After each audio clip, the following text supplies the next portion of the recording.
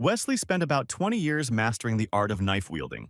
It cost him many injuries and bloody blisters, but such efforts made him the best professional in his field in the country. The man was considered the best chef, and all the tables in the restaurant were always filled with customers. Today was no exception. The constipation in the kitchen only increased. Busy with his work, Wesley didn't even notice how his phone was ringing off the hook. His colleagues had to draw his attention to this circumstance. Looking at the screen, the man was surprised to see a notification for a game he had deleted a long time ago. But he was not allowed to deal with this matter calmly either. Unexpected guests arrived, and these people were very persistent in their desire to see the boss. It turned out that they were representatives of the Mafia, led by the villain Timothy. He had been chasing Wesley for several Sundays now, offering to let him work for him. Such a knife master, from his point of view, was a real treasure. There was, of course, no ceiling on earnings, and as proof of this, the recruiter brought, so to speak, a grateful contribution. 300 million could be a good payment for the first task. But Wesley did not want to connect his life with actions unworthy of his honor. He didn't spend years of his life to be tormented by his conscience and enrich bandits, so the chef politely but firmly asked the visitors to leave the kitchen. This outraged Timothy, who judged all people by his own image. He kept insisting, so Wesley had to resort to his signature weapon. This gesture immediately made the mafioso sober up. Obviously, the scoundrel recruiter didn't intend to stop this conversation, but today he left. Once the hassle at the restaurant has been dealt with a bit, it's time for a quick rest. The sous chef, who left Wesley for a smoke break, sincerely did not understand why he refused the generous offer.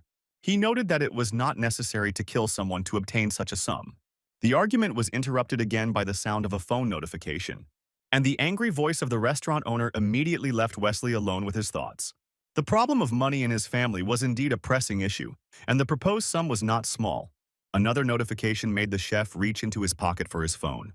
It was the same game again, which was strange because the man remembered deleting it from his device. Now he wanted to do the same thing. But I accidentally clicked on a message that opened the game's start page. Wesley heard a soundtrack he liked and began to remember all the benefits of the app.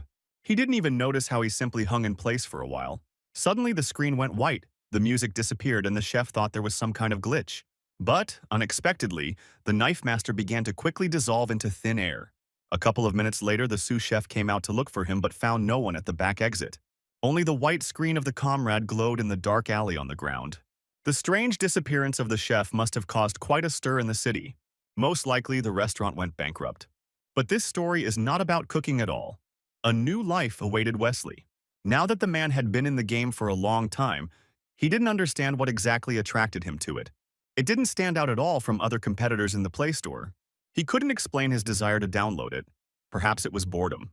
Sometimes Wesley felt that it was all down to the good portrayal of the female characters. In his venerable years, he spent a lot of money on some application. And, ironically, once inside, he became not even an NPC, let alone a main cast. He was some kind of secondary avatar who was located in an unknown place and was doing an unknown thing. Here, Wesley had the name Russell. This character was a young man. Luckily, the game took place in South Korea, so it wasn't hard to adapt. Of course, the developers made some mistakes, but this could be put up with once you learned the differences. And being a teenager, as opposed to being 50, was a significant advantage. A year later, the man's sense of the unreality of this place had completely disappeared. Besides, he felt much better here than in his previous universe. And everything changed in one day. His parents were already on the doorstep when they informed him that a letter had arrived with his name on it, regarding his enrollment in the academy. Of course, Russell had no idea what was going on. With wide eyes, he went to pack his things as ordered by his mother to go to the entrance ceremony. In fact, he had no idea that even with such an avatar, he would not have a peaceful life. Since, according to them, this was his parents' cherished dream, he could not refuse to enroll. Not even that. His objections were simply not listened to, as if it was not his life. Sitting in his room, Wesley tried to come to terms with what awaited him, and he no longer doubted that this would be some kind of intriguing storyline. Russell passed the entrance exams before the chef's transformation. He had godlike powers.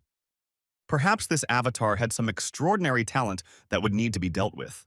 This power was an achievement of not many people in this world. Special abilities are rare. They said it was part of the genetic code, so it could have been in the blood. According to their talent, people were divided into 3 categories: privileged, middle class, and poor. And the existence of the Joaquin Academy which Russell joined, served only to maintain status. After all, it was the children of the upper class who mainly had the opportunity to study there. But in order to slightly cloud the eyes of others, a system of special admissions committees was invented, thanks to which the young man managed to get there. The hero graduates were needed by this world through the Demon King. Capable children were prepared for a possible war against the forces of evil. Wesley's avatar's power was to reduce pain for 30 seconds. In the man's opinion, such abilities were not something special, much less a reason for pride. He didn't understand at all why he was accepted into an elite institution. Fortunately, after being brought into this world, Wesley received personal divine power. The sword god's blessing looked much better in terms of characteristics than the previous skill. Just like this avatar, the sword blessing has never been encountered by a chef in the game before. The condition for activating the power was the presence of a very specific artifact in the player's hands. By all accounts, Russell's ideal weapon was the sashimi knife. Even in another reality, he couldn't get rid of his job as a chef. All that was left was to find and purchase a weapon somewhere in order to effectively complete the training. The only problem was that in this world, even the lowest rank artifacts were very expensive. Without equipment, they wouldn't accept anyone into the academy, and this was stated in the letter, so expenses were unavoidable. The family's plight would not bother anyone there, so Wesley decided to go shopping. The guy chose a popular, extensive chain of stores as his destination. Fortunately, the man understood perfectly well that it was not the instrument that was doing something wrong, but the hands that were guiding it. The next morning, as agreed with his parents, Russell headed to the academy. There, a menacing-looking master was waiting for him, who was supposed to check whether the students had weapons. A freshman brought with him a set of sashimi knives at a 30% discount. Noticing the teacher's loud astonishment, both lines of applicants looked in their direction. The controller decided that the young man was simply making fun of him in this way, as this happened every year. Therefore, I decided to immediately emphasize that jokes are not welcome here, because entrance exams are a serious matter. But Russell calmly replied that it was indeed his weapon. Anticipating another hysteria from the instructor, the guy continued calmly. He stressed that he comes from a poor family and therefore cannot afford large expenses. Because of this speech, the interlocutor finally noticed the green badge of the special student. And Russell's remark that degrading weapons is something only amateurs can do shocked him. The teacher immediately felt that the wisdom in the newcomer's head would come as a surprise to many in the building. He had no more complaints. There were only tears in my eyes from the realization that such an enlightened person appeared in their ranks. The instructor approved Cadet Russell's choice of weapon and cleared him for training. This dialogue took place under the close supervision of potential competitors. They found the prospect of studying with someone from an ordinary rather than an aristocratic family ridiculous. Perceiving this as a problem for himself in the future, the young man was surprised by the instructor's lightning-fast reaction. The husband immediately stood up for the vulnerable teenager and made everyone present ask for forgiveness. Once on the grounds of the academy, Wesley allowed himself to rest. Now, the only stress he has left is the entrance exam itself and being assigned to a class. Russell had to study at the Hero Training School for 3 years, and this was his new reality. It must be noted that the spectacle was truly impressive, like a city within a city. Suddenly, the student felt like he was part of an elite society. This contrasted with his real life, when his family went bankrupt and he had to lower his standards. The thoughts and memories were interrupted by the announcement of the start of the exam and the general meeting of newcomers. The young man took one of the sashimi knives out of his bag and examined it. He remembered very well that in order to activate divine power, he needed to hold a weapon in his hands. For the money he paid in the store, the artifact turned out to be not so bad in quality. Time to check compatibility. Wesley pulled his gear out of the case. At that very moment, activation began and an electric current ran through the guy's body. The notification stated that the weapon and body preparation levels were too low. Therefore, the system decided to suppress the divine power in order to synchronize with the user. The second it happened, Russell's body felt like it was struck by lightning. The pain was unbearable. The young man couldn't stop it on his own. He even suspected that he would most likely die from agony before taking the exam. A moment later, the picture before my eyes changed. Wesley's consciousness found itself in some other space. It was as if the entire game world had split into pieces, revealing the real Matrix. This realization shocked the chef so much that he dropped the knife. The lack of synchronization between the artifact and the avatar instantly fixed everything. The guy was standing again at the bench in the middle of the Academy Park, and although sweat was pouring down his forehead, physically everything was normal. Only the echo of pain still wandered inside, as did the fear that all this would happen again. The strange trip made Wesley think about the power of his powers. If such torment were to arise every time, the divine power of painlessness would come in handy, and he won't be able to use his more than once every 12 hours. Another announcement prompted Russell to call a meeting, which meant the artifact needed to be raised again. He hoped that the experience would not be repeated, but deep down he knew that it would not be so. And, once again touching the artifact, he began to scream in a voice that was not his own. The training hall resembled a coliseum, with a crowd of students filtering through the structure's many arches. Everyone was waiting for the entrance exam to begin. Many of the cadets knew each other, but the rich people's social circle seemed limited. But despite their status, they were all fans of one person. It was the hero of the 7 stars, Keith Zik von Nibelung, a venerable warrior of haughty appearance. He was a student of the founder of the Joaquin Academy, the majestic Joaquin Valor. Today, this man was considered the strongest on the planet, and this definitely caused admiration. No one around him had any idea how different his noble status was from his inner world. Paige Poison suddenly appeared next to Keith. The woman was a real thorn in the side of the respectable man, but her position obliged her to sit next to him. Today, they both have to make decisions about the applicants and monitor the progress of the struggle. They had been doing the same thing for about 50 years. In fact, these two shared a very rich and personal history that each of them would rather forget. Today was different from previous entrance exams due to the presence of Keith's grandson. The girl had to show her abilities, although no one doubted them. No one except her grandfather, who was too picky about everything. Among the entire crowd at the Coliseum, only Russell felt out of place. What made him a special student was not only his poor family, but also his conservative appearance. He looked around at everyone with boredom, remembering the unpleasant conversations about himself. Unexpectedly, the young man's eyes were not focused on the silhouette of the girl entering the arena.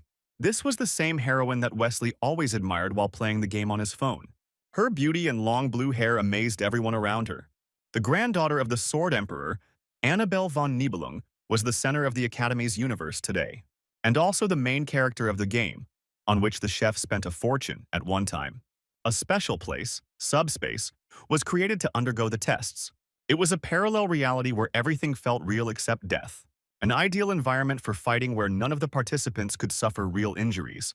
Paige Poison considered this a good tradition of the school, but suggested a new format. The participants had to be divided into groups of 10 people, thus determining the best. There were no restrictions on the battles, so everything depended on the imagination of the applicants. The woman, as a director, considered this system ideal, despite Keith's criticism. Meanwhile, Russell was looking closely at Annabelle. Now that she was more than just a 2D character, her beauty seemed to pierce the heart. He knew perfectly well that none of the students who were here now had a chance. This girl's blessing was off the charts at M. That's why only the main character of this game could become her partner, and he hasn't appeared here yet. That's why Annabelle had more than enough fans and they weren't going to give up. Russell seemed to be the only one who had not succumbed to her magic. Although this was a deceptive impression, he just wanted to finish his studies, get a job, and lead a life without getting into trouble. Just the mere mention of his sensations from touching the knife made the young man shudder. And although deep down Wesley suspected that this story would not be simple, he did not strive to become a hero. The entrance exam began with an explanation of the rules. In each group, first, second, and third places will be awarded, which, in turn, belong to the Star and Dragon classes respectively. The fate of other candidates is to study in regular classes. The entire training program at the Academy will depend on the initial exam. The system will automatically calculate the results regardless of the time of the test. After the rules were explained, the journey into Subspace began. Russell's main goal was to avoid opportunities to get a knife. Gradually, the band members rematerialized in the arena, trying to gather together. First, second, and third places were determined, and everything seemed to happen very quickly. But the director and the cat were busy discussing the abilities of the grandson of the legendary family. Paige insisted that there was no need to worry about Annabelle because she was doing well. Of course, the legendary warrior knew the value of his blood and did not consider its results to be an outstanding result. He was only interested in the entry of his grandson, while other candidates were like ants to him. It was not worth the attention and the time spent, so the man was about to leave without a shadow of regret. At the same time, only one group of participants remained in the subspace, in which Russell was located. The sudden jolt of energy affected everyone in the arena, even Keith. People froze in anticipation of something amazing, and very soon the situation changed. Strange objects appeared in the sky and were rapidly approaching.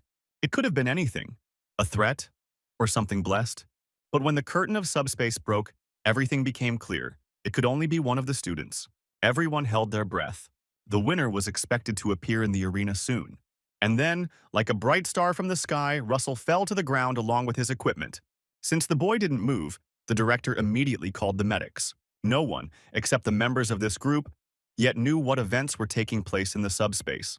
And there was a real mess going on there. The weak participants were immediately eliminated by the arrogant representatives of the privileged class, the twin brothers. At first, Russell decided to simply observe the course of events. But the Iron King's family members, Carl and Terry, seemed to only get angrier. And this began to greatly anger the knife master. For 30 minutes now, no one could fight them back. But it never got to his turn, even though his hands were already itching from inaction. Gradually, the subspace was increasingly cleared of students. Easy victories overshadowed the brothers' minds so much that they did not even notice the entire competitors. Terry's attention was drawn to a girl who stood calmly at a distance and seemed to not want to fight. She shook like an aspen leaf in the wind. It was the attack on this defenseless target that activated the true feelings of a protector within Russell. The swordmaster gritted his teeth. He hated it when the weaker ones were humiliated with impunity. Meanwhile, Carl had already headed towards his opponent, preparing to finish everything with one blow. He didn't just want to get rid of his competitor. He longed to hear her pleas and see the fear in her eyes. One of the maniac brothers raised his fists up, preparing to strike. At that moment, Russell spoke out of the darkness. The massacre stopped instantly. Realizing that he was bringing unnecessary trouble upon himself, he could not let the scoundrels offend him. A moment later, Carl and Terry realized that they were looking at a special student. He was wearing a green badge. This caused a brazen laugh in the face of the interlocutor. They did not consider him strong. Carl rushed forward, preparing for a short fight. Terry, however, remained at a distance, encouraging his brother. Russell was faced with a problem that needed to be solved urgently. The need to pick up a knife seemed inevitable, but it was frightening because of the pain that could arise from it. The sword god's blessing, in his case, could only work when activated and painless. Everything he had promised himself before about using this technique now had to be broken. Making a deal with his conscience and fear, Russell took up the sashimi knife. The hero was filled with a glow of powerful energy that amazed everyone nearby. Even the girl in distress forgot about her situation and concentrated on what she saw. Carl took Russell's position as a personal insult and promised to destroy his opponent. He jumped up to attack the enemy with a moving trajectory. Wesley had only half a minute to deal with the villain, and he regrouped. He himself did not know what he was capable of with this weapon in his hands, so he was not offended by Carl's cries. The man was not embarrassed to admit that deep down he was simply afraid. In 50 years of life, he had never attacked a person and did not know what he was essentially capable of. But everything turned out to be much easier when you just put your thoughts aside and start acting. The enemy's arm separated from his body in a second, and at first he didn't even feel it. Carl fell to the ground screaming in pain. The aristocrat did not expect such a turn of events. Up until this point, Wesley had never been able to get his teacher to talk about such topics. He was no ordinary cook. He used to work for the Mafia as a thug. And when the master got tired of killing people, he even went so far as to amputate his wrist in order to get out of the game. The man later opened his own restaurant, took Wesley on as an apprentice, and kept him on his toes. It was this eccentric who taught the young man how to skillfully use a sashimi knife. Between the fierce beatings, the boy always received proper instructions and guidance. And now, probably, the master would not be proud of him at all. But the man had no other choice. In this world, you had to play by different rules. During all these memories, Carl managed to get to his feet, but was only busy screaming. The first time he was injured was in sparring, and the ignoble personality of the enemy further drove him into depression. When Russell started moving towards him, the villain had nothing left but panic. He was truly afraid, so much so that he forgot about his location in subspace. Terry, who had been watching his brother all this time, was also amazed but was in no hurry to help, despite the many relentless pleas of the injured relative.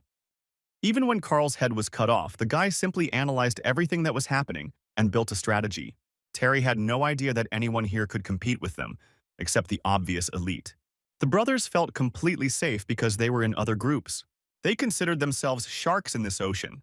Russell waited for his opponent to make the first move, even though his time was running out. And it was not for nothing that the opponent finally realized that he would not say goodbye to his life here.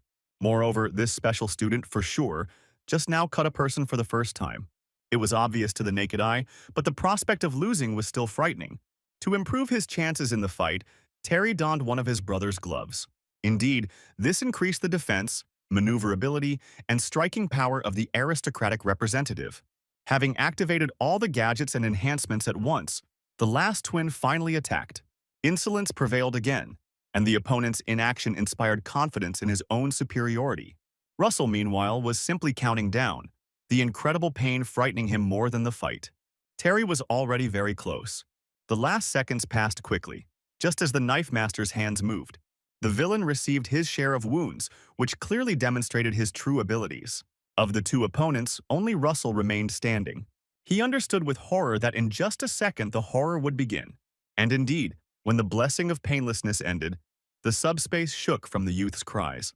He didn't remember how he appeared in the arena, and didn't understand where he was when he finally opened his eyes.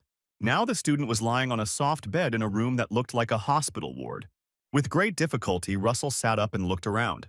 A strange man, who at the same time looked into the room, loudly announced that the patient had woken up. A minute later, Wesley, in the body of a young man, saw the legends of this game entering inside. Nibelung. The cat and page. Poison stopped at the bedside of a boy who had no idea why they were there. The director of the academy was the first to start the conversation. She was extremely friendly. Russell was even at a loss. He didn't know what to answer. The world's strongest man preferred to get straight to the point. He wanted to know what really happened in the subspace and what kind of force the academy was facing. And the guy, as if by magic, began to remember the events of yesterday. It seemed like a dream. Now the young man realized that he had most likely done something unusual and that it did not bode well. Lying wasn't an option, so Russell simply admitted that he had used more force than necessary. A tense silence fell in the room, which the director violated again. She wanted to talk casually, but immediately began to violate the student's personal boundaries.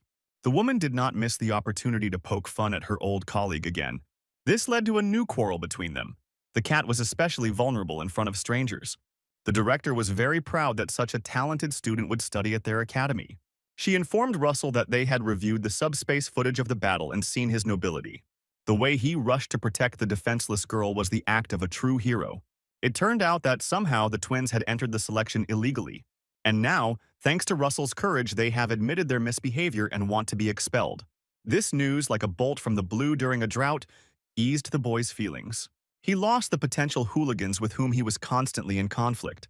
But the most important news that came to him made Russell open his mouth in amazement. It turned out that the special student got the best results on the entrance exams.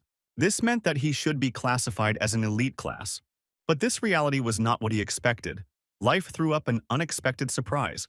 Taking a day to think, Russell used it to make a strategic decision for the years ahead. Paige Poison sat in her office, unaware that she would have such a conversation today. In 20 years of working as a principal, she had never seen a student who would refuse such prospects. But the special student really wanted to refuse to be assigned to the best class. The star class was the best in the academy, and Paige honestly didn't understand what this weirdo's brain was guided by. Together with Keith, they began to explain to Russell that the system was never wrong in its calculations. But despite the arguments and anger of the elders who intimidated him, the student insisted on his own. The strongest man in the world at that moment forgot about the pride of his kind. He was guided by other aspects. The system created by the hero founder was beyond any doubt. It's just that this guy's level of development has been the man's goal for many years. Fruitful work on yourself, self-improvement, and mastering many techniques. Creating a holistic concept, your own line of combat, is something you come to with age. The cat believed that such a level of skill could only be achieved in this way. But touching the wounded boy's body, unblocking his meridians, he felt another force. It was as if he hid within himself a wiser essence, completely out of character for his years. This aroused in Keith Nibelung envy and a desire to compete with a worthy opponent. The husband admitted to himself that he had not experienced such a long-forgotten feeling for a long time. Today, the world's strongest man knew that Annabelle would have to jump above his head. Since Russell did not bend under pressure, we had to agree to his terms. The Dragon class was occupied by students who were second in the entrance exam group. Everyone refused to make big concessions to him. He had to come to terms with his fate. Although it wasn't easy, both sides barely survived the dispute. And now, Wesley, who had no idea that he would be going to school again, was facing a new challenge. The auditorium was already filling up with students who were looking at the newcomer with interest. Russell was incredibly glad that he had persuaded Paige not to reveal the identity of his best student. Otherwise, his green badge was now perceived somewhat differently. A typical reaction of the elite. Laughter behind his back and gossip calmed the guy down a little. He didn't even try to meet anyone or communicate with anyone until graduation. Remaining invisible in such a crowd seemed impossible. But for a quiet life, the loner tactic seemed ideal. Suddenly, the guy heard some sounds near him. Looking up, he saw the same red-haired girl he had saved in Subspace. She seemed unable to squeeze a sound out of herself, and Russell had hoped the speech wouldn't be some kind of thank you, but that's exactly what it was. The knife master was quick to point out that he did not need gratitude for his pursuit of justice, especially considering that it was also in his personal interests. This dialogue became a good opportunity to get acquainted. The freshman introduced himself as Russell, and the girl, bashfully, replied that her name was Chloe.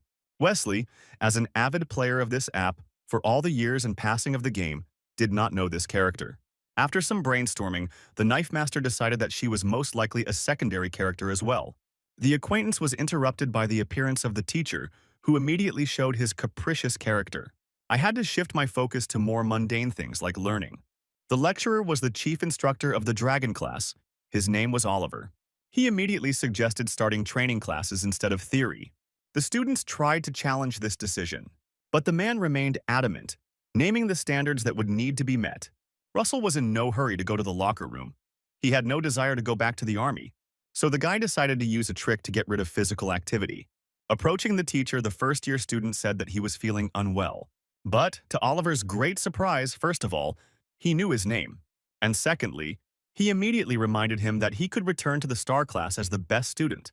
At this point, Russell realized that his agreement with Paige Poison was not entirely fair. The woman told all the teachers about his achievements, so there was almost no room for maneuver. 20 minutes later, Wesley, who had not played sports for many years, walked out onto the stadium. The first task was to run, and the knife master immediately felt great discomfort. He was out of breath and wanted to stop immediately and rest. But the teacher's close supervision did not allow this to happen. All the marathon participants were in full view. On the next lap, Chloe approached him and noticed that he was having some kind of problems. At first, Russell tried to save face, pretending that things weren't so bad. But when he found out that he had been overtaken by almost 5 laps, his spirits were completely down. This was evidence that Wesley needed to devote more time to sports all these years. And today, he could only count on the support of others. And although it was unpleasant to admit, his physical condition was the worst on the course. Russell spent most of his time praying to the gods not to fall down on the path, exhausted. So the whole Sunday of hellish workloads passed. Physical exercise in this context was not the worst thing. Since Russell did not come from a wealthy family, he quickly developed nutritional problems. In this academy, food cost a lot of money, which ran out almost immediately. The young man's stomach was twisted from hunger, and he quenched it as best he could with plain water. And this situation became more and more threatening, because it seemed there was no way out.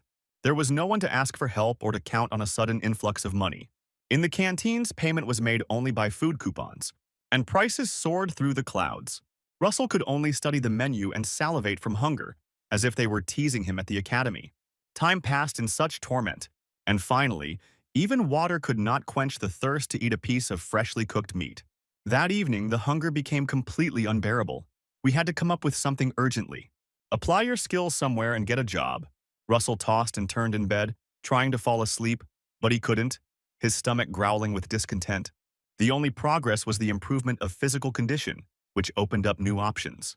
But here too, everything came down to money, because to activate new capabilities you need specific weapons. In general, the first-year student's body already looked completely different. He acquired an athletic appearance. Thanks to Keith's help in cleansing the vessels, the young man now felt much better. The knife master hoped that one day fate would smile on him, and he would be able to move on to a full-fledged sword. Although in fact he still felt uneasy at the very thought of picking up a sashimi knife. Thoughts about the future and introspection were interrupted by a knock on the room door. Chloe stood at the threshold, her voice trembling as she tried to suggest something. It turned out that she was worried about her savior's absence from the dining room lately. To avoid looking embarrassed, Russell preferred to pretend to be a capricious gourmet. He didn't yet know that fate had brought a real gift to his door. Chloe wanted to invite him to dinner at her place, although she did not claim to be a chef. She hadn't even finished her sentence when her interlocutor flew out of the room, fully collected. Russell hadn't been this happy in a long time, and he liked it even more that he had to leave for a long time. When the first-year student invited her friend to her place, she had no idea that he would be the one cooking.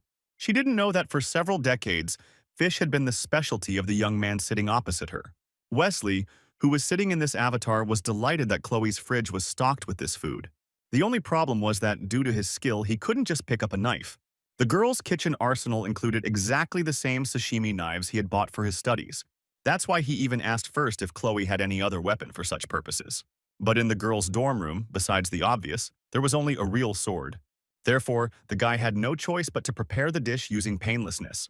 30 seconds was enough to surprise the mistress of the house. After only 20 years, the hero prepared unsurpassed sashimi, according to the best standards of his past life.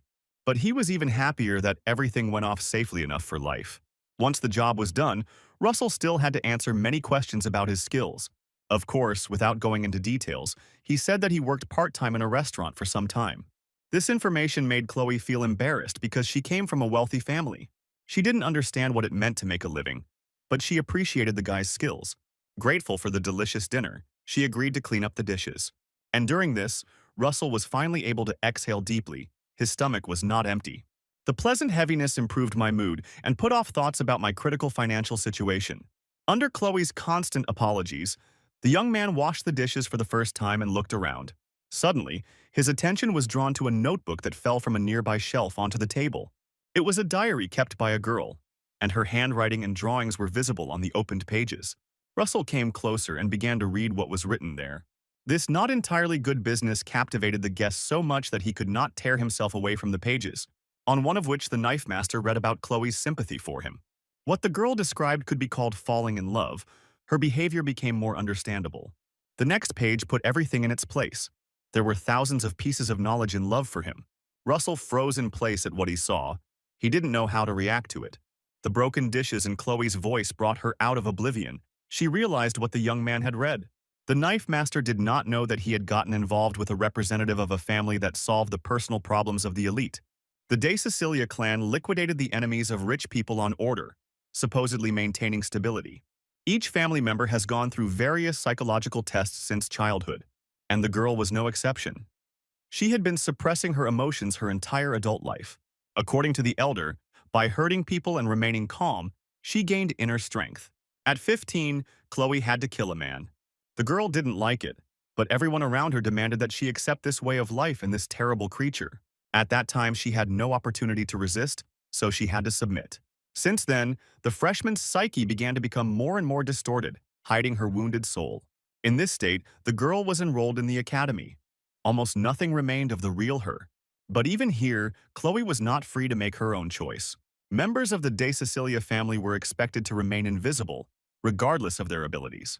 This has been the clan's agreement directly with the Joaquin Academy for many years. The freshman did not rebel. She resigned herself to her fate and future. Everything changed during the entrance exam when Russell appeared on his path. He prevented the twin brothers from killing her and finally fulfilling the elder's plan. Thus, Chloe ended up in the dragon class, fully meeting all the criteria. It seemed that fate itself had decided everything, contrary to the law of the family. During the royal battle, the girl felt for the first time that she was floating to the surface from the deep bottom. Russell acted completely freely and unconditionally, which immediately won her heart. What happened was like one of those fairy tales that every child reads at a young age. Chloe became a princess who was saved from trouble by a knight. It was this analogy that awakened the flame of love in her heart, the first bright and pure feeling that was born from a good attitude towards her. She fell in love that very moment in Subspace and couldn't do anything about it. But it was a secret she could not confess to anyone. The girl's heart literally stopped when she tried to talk to Russell. Therefore, his actions awakened in her an incredible feeling of shame. A deep silence fell in the room. Gradually, the knife master began to feel that something was going on that was a little strange. So I immediately began to change the subject, feeling awkward. Since Chloe continued to remain silent, the guy's instinct for self-preservation kicked in. Russell began to move towards the door, saying goodbye to the hostess. But she suddenly began to move. She explained in a calm voice that it was her diary, and there is no need to play roles in front of her. Everything is clear. The young man read the confession. When Russell confessed his crime, Chloe's behavior changed dramatically. There was another girl standing in front of him. She grabbed her sword, preparing to attack. There was nowhere to run. The guest was trapped between the desk and the window, and Chloe's room was on the fourth floor of the dorm, too high to jump. The sudden anger of his new acquaintance confused the guy. He could not understand such behavior. It was necessary to urgently build a defense strategy. This didn't look right at all. Looking into Chloe's eyes, Wesley in the avatar body realized that in front of him was none other than a yandere. The radical change in mood from cheerful to warlike was more eloquent than any other signs. Split personality in this context was a dangerous threat. That's why the exit was behind the girl, and she had no intention of stopping. Besides, Russell was unarmed, which left him in the kitchen for sashimi. Time passed. The enemy approached. Suddenly, he saw a stationary cutter next to him. It was better than nothing, especially when Chloe rushed forward. He had to defend himself, although he didn't want to do it at all. Much to the boy's surprise, all of his skills were activated, even with such a weapon. Of course, Russell did not want to harm the owner of the apartment, so I decided to apply my skills to her hair. Thus began a fleeting duel. Chloe slowly opened her eyelids. She was confused because Russell had disappeared from her room. For some reason, the girl herself was lying on the bed, covered with a blanket. The recent events erased from her memory. The last thing she remembered was washing dishes and her friend looking out the window. For some reason, the katana standing next to her made her uneasy. Since the blade didn't drop its sheath, I guess I could breathe a sigh of relief. She remembered well how her first memory lapse had ended. This dark half of her personality has not shown itself so aggressively since then. It seemed like there were no casualties, but Chloe still felt bad about what happened. The crazy killer certainly didn't have any character traits that the guy would like. She wanted to know urgently what had happened, but she didn't have the courage to do so. Suddenly, she noticed a paper cutter on the floor. This raised even more questions in the girl's head. It seemed like a fight had broken out. The next surprise was that the freshman's hairstyle was updated and everything fell into place. Chloe was captivated by the fact that, despite the danger, the young man tidied up the apartment. This gave him a chivalrous air in the eyes of the young murderer in love. She hastened to immediately write down her observations in her diary. Meanwhile, Russell himself kept his emotions in check. Besides, he was late on the timing, which is why he now felt an echo of pain. But the most important thing was that the melancholy that rolled in waves cleansed the full stomach. After everything the boy had been through, a little later he again felt an unbearable desire to eat. He was also interested in the personality of his new acquaintance, who had turned into a real fury. She certainly didn't intend to kill him quickly. On the contrary, she wanted to prolong the pleasure. If it weren't for his own skill, he would have remained a corpse at her place. He managed to counterattack from behind and adjust her hair a little, and this saved the knife master's life. What happened this evening was further evidence of the lack of peace in this academy. All that was left was to adapt to the new realities and be prepared for any surprises. The game he was in was called Blessing, and its main character was supposed to appear. The guy's name was Bruce, and he had a legendary ability. This guy was considered the patron of humanity and the main exterminator of demons. He had the Balmung sword at his disposal, while Russell himself only had regular sashimi knives. The vast gap between Bruce and Wesley's avatar was disturbing. It seemed that great ambitions should be abandoned, despite numerous achievements. But he still could not understand what, in that case, his role was in all the events that were happening around him. But soon everything should fall into place because the main character has already gone through the enrollment procedure. So far, the official plot hasn't deviated much from what Wesley knew. According to calculations, life will begin to deteriorate in about 3 years. So you will need to prepare for this moment as best you can. For the intensity of clashes between demons and humanity will only increase after this. Perhaps the most exciting teenage life that the chef had been deprived of as a child fascinated him. It was the romanticism of the relationship between the game's heroes that encouraged him to continue his activity in it. Did I know then? Could I have guessed that I would end up in this world myself? Since his life was now at stake, he had to think about a survival strategy. Clearly, the only right choice was to develop your avatar in every possible way. This had to be done wisely, without causing unnecessary attention or suspicion while remaining in the shadows. Moreover, Russell's relationship with the sword god's blessing increasingly affected the state of the body. There was an urgent need to somehow improve relations with this force. The hero noticed that the system had added new points to describe this skill. They required counting. A lot of new information and strange terminology confused the guy. Russell eventually decided that the first order of business would be new weapons and increased physical training. It will also be necessary to master the skills of combat with weapons to perfection. This can save lives. Luckily, martial arts lessons were scheduled to start in just a few Sundays. The boy chose the Murasame katana as his main weapon during classes. Its characteristics did not match the requirements of the sword god's blessing, making the artifact ideal. Russell was so immersed in his own thoughts that he didn't notice Annabelle appearing next to him. The girl wanted to sit next to me and seemed a little irritated. The young man was a little confused at first because he had not planned to enter into a dialogue with his crush. As a result, an awkward silence formed between the first-year students. A minute later, Russell, as requested, nevertheless moved to the side.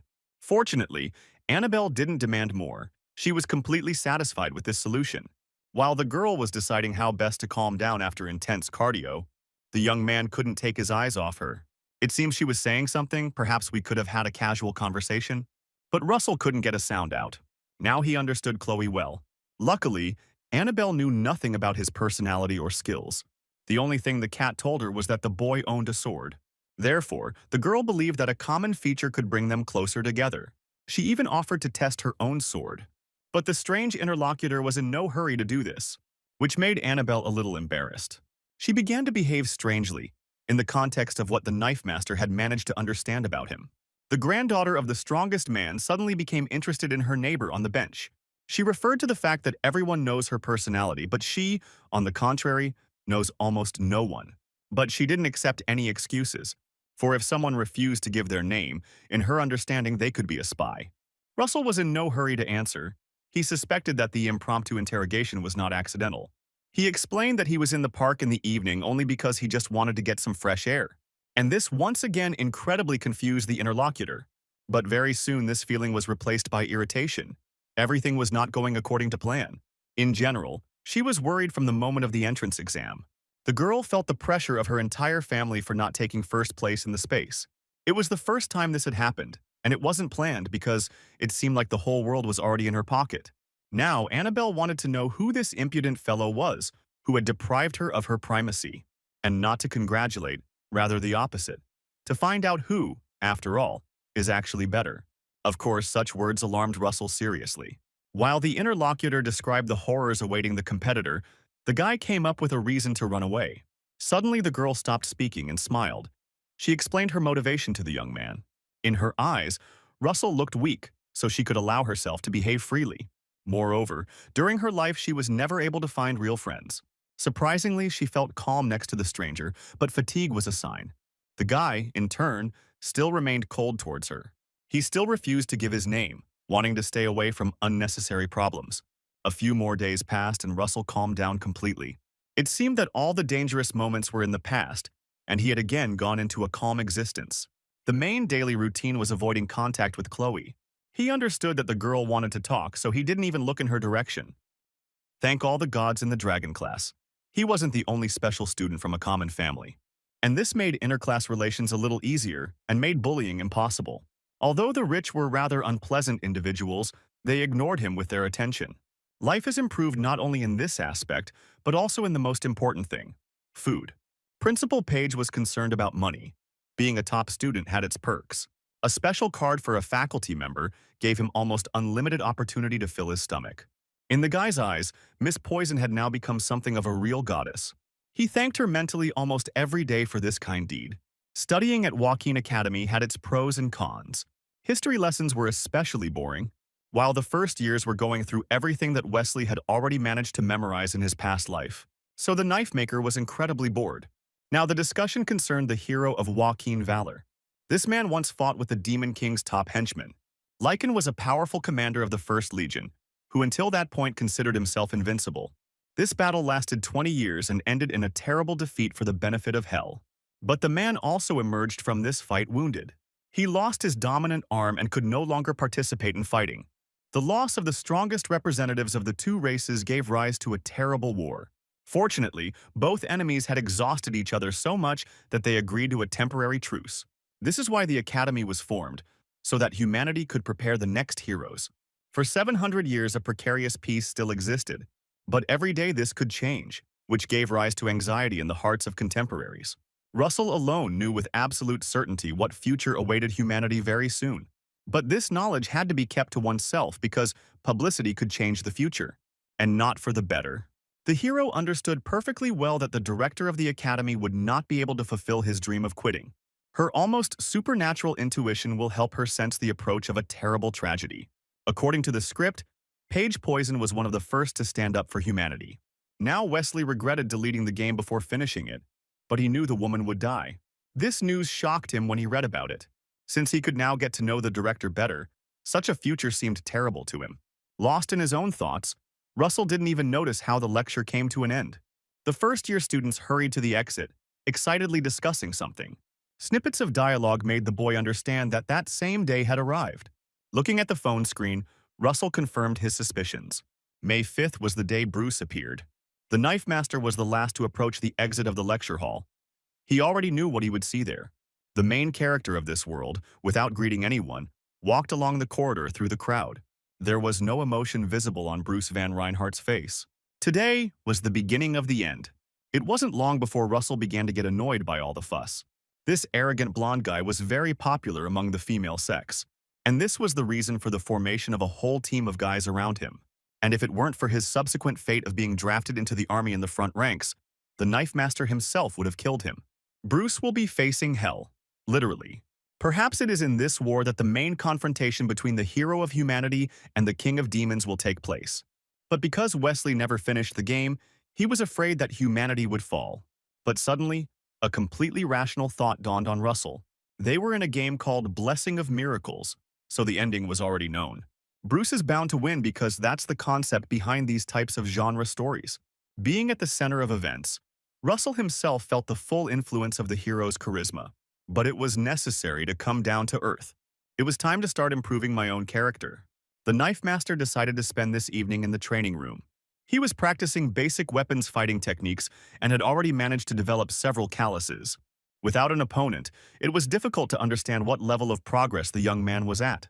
The choice of acquaintances in this establishment was not particularly large. So the next day, even Chloe's candidacy didn't seem so crazy. Fortunately, the girl decided to approach the guy first and start a conversation. Now she didn't look as formidable as she had back then, at home. The determined thirst for murder was replaced by guilt and shame. During the unexpected pause, Chloe finally pulled herself together and suggested a second dinner. This time she offered to cook to thank him for his kindness and understanding. The unexpected proposal left the young man at a dead end. He didn't want to fight anymore, but he didn't want to insult his interlocutor either. Chloe looked very cute as she waited for her crush's verdict. Not wanting to cause further trouble, the guy suddenly suggested another option. He needed help with his wrestling practice. The interlocutor happily agreed to meet me halfway, without knowing the details. Russell suggested an evening meeting to teach fencing.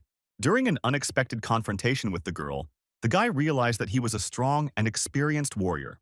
Therefore, before the training began, he spent a lot of time studying the information. Chloe showed up at the gym a little earlier than the scheduled time. To be honest, an hour and a half earlier, she wanted to be useful. Thanks to the clothes the girl chose, Russell was able to assess the physical fitness of his opponent. Now that he saw the press with his own eyes, he understood that it was the result of persistent, many-year-long workload. The training was not supposed to be life-threatening, so the young man chose wooden sticks instead of weapons. Judging by Chloe's reaction, she apparently never used such a prop. The red-haired first-year student tried to feel the new type of weapon in her hands. She waved it a few times, but even so, she looked quite menacing. It's unclear why, but just before the start, Wesley suddenly became afraid for his avatar. He wanted to make sure his skills were effective. And although there was an obvious increase in possibilities, in the Knife Master's mind this was not enough. As he studied the system window, he didn't realize that it looked pointless. To Chloe, it all seemed like her friend was just hanging there, lost in his own thoughts. And she made it clear right away. Wesley instantly caught himself. It was obvious that this was a game only for him. The guy announced that he was ready to start sparring. Both opponents took their initial stances. None of them were in a hurry to attack. The opponents walked in circles, looking at each other. The Knife Master believed that with the help of such training, he would make a significant leap forward. He was willing to give it his all to reach peak condition. At first, analyzing the girl, the young man came to the conclusion that she was not very confident in her actions. Suddenly, Chloe rushed forward. This confused the hero, because a new person appeared in front of him in a matter of seconds. The opponent's speed was very high, and Russell barely had time to get his bearings to avoid a collision. At that moment, he realized that dreams of gradually increasing the loads would remain only in his head. With each new blow, the opponent only increased the pace. and the guy felt like a loser because he didn't go to acrobatics. He found it difficult to resist the intense pressure, and the training seemed hellish. At times, Russell was able to block Chloe's attacks, but there was no time to rejoice because the girl attacked again and again. She tested his weak points and used them against him almost without fail. Despite the furious pace, the red-haired freshman didn't even lose her breath. The training poles were already bursting at the seams, but she had no intention of stopping. This indicated that Chloe was not fighting at full strength, unlike her opponent. Russell's broken wooden sword screamed about it within a few minutes. The girl, realizing that she had gone too far, immediately began to apologize to her friend. She didn't understand that something strange was happening to the young man at that time. The weapon failure system immediately made a mistake. Since the avatar was in danger, she lowered his humanity level. Of course, the game didn't understand that it was just a training session. Russell's heat skill was activated. Damage to the weapon made it impossible to defend, so it was necessary to immediately change strategy. To achieve this, the system was going to use coercive force. The blessing of the sword god took on new colors from that moment on. Wesley's consciousness separated from Russell's body and plunged into some other space.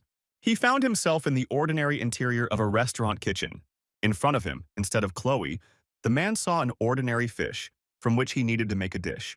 The system gave him several types of knives to choose from, but in reality, she didn't leave any opportunity to do what he would like.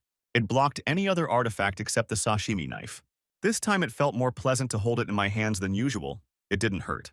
The fear that had raged in Wesley's soul at the mention of gunfights on recent Sundays immediately passed. He didn't understand that in reality, in some incomprehensible way, he had given the levers of control into the hands of the system. Meanwhile, he himself remained in the fictional space, having left the avatar. The change in the young man's behavior very soon made it clear to Chloe that amazing things were happening to her friend. He looked like a real zombie, even staggering from side to side a little. But at the same time, he continued to silently move slowly in her direction. Suddenly, the guy's speed became lightning fast and he reached almost the enemy. Even with a broken wooden stick, such an opponent made it clear that he had dangerous plans. Chloe had to put in all her efforts to hold her position, but it was all in vain. Russell pushed the girl away from him with a powerful attack. She flew almost across the entire hall. The red-haired first-year student could not understand such a sudden change in the young man's skill and behavior. This was a completely different guy, not the one she had imagined all this time.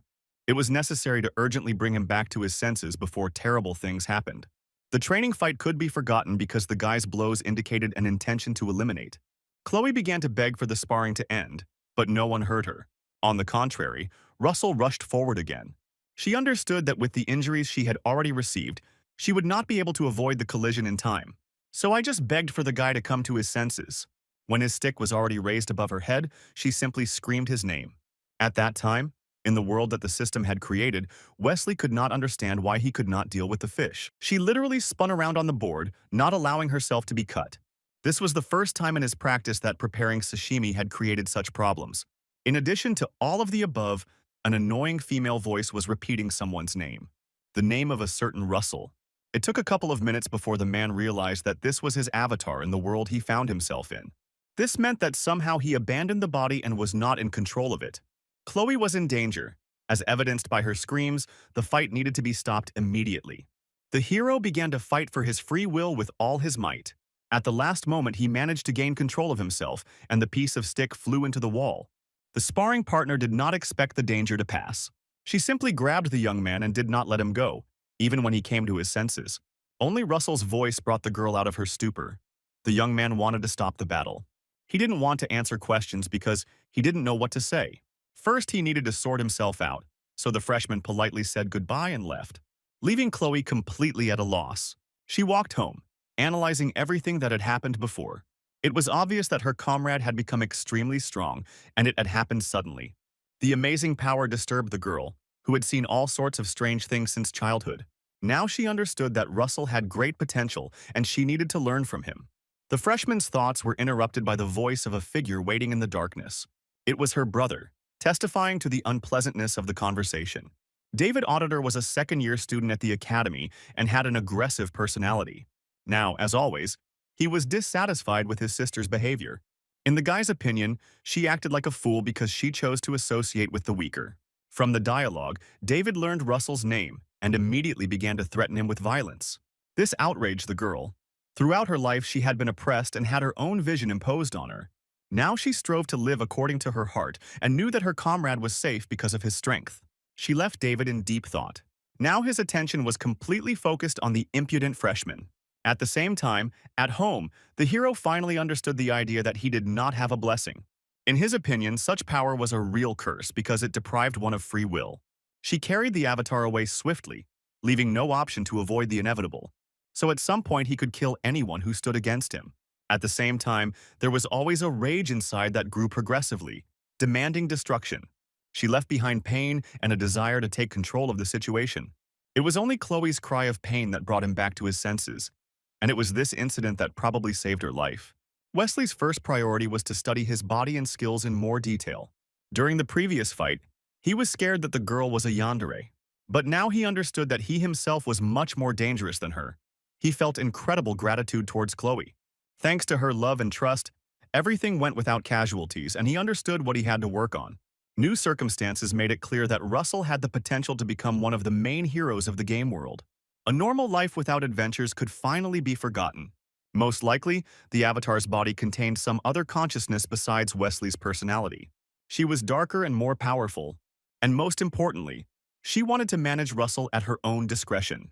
Therefore, in this world, man has identified the blessing of the Sword God as the main danger for himself. 3 days of sparring passed, and the training continued as usual.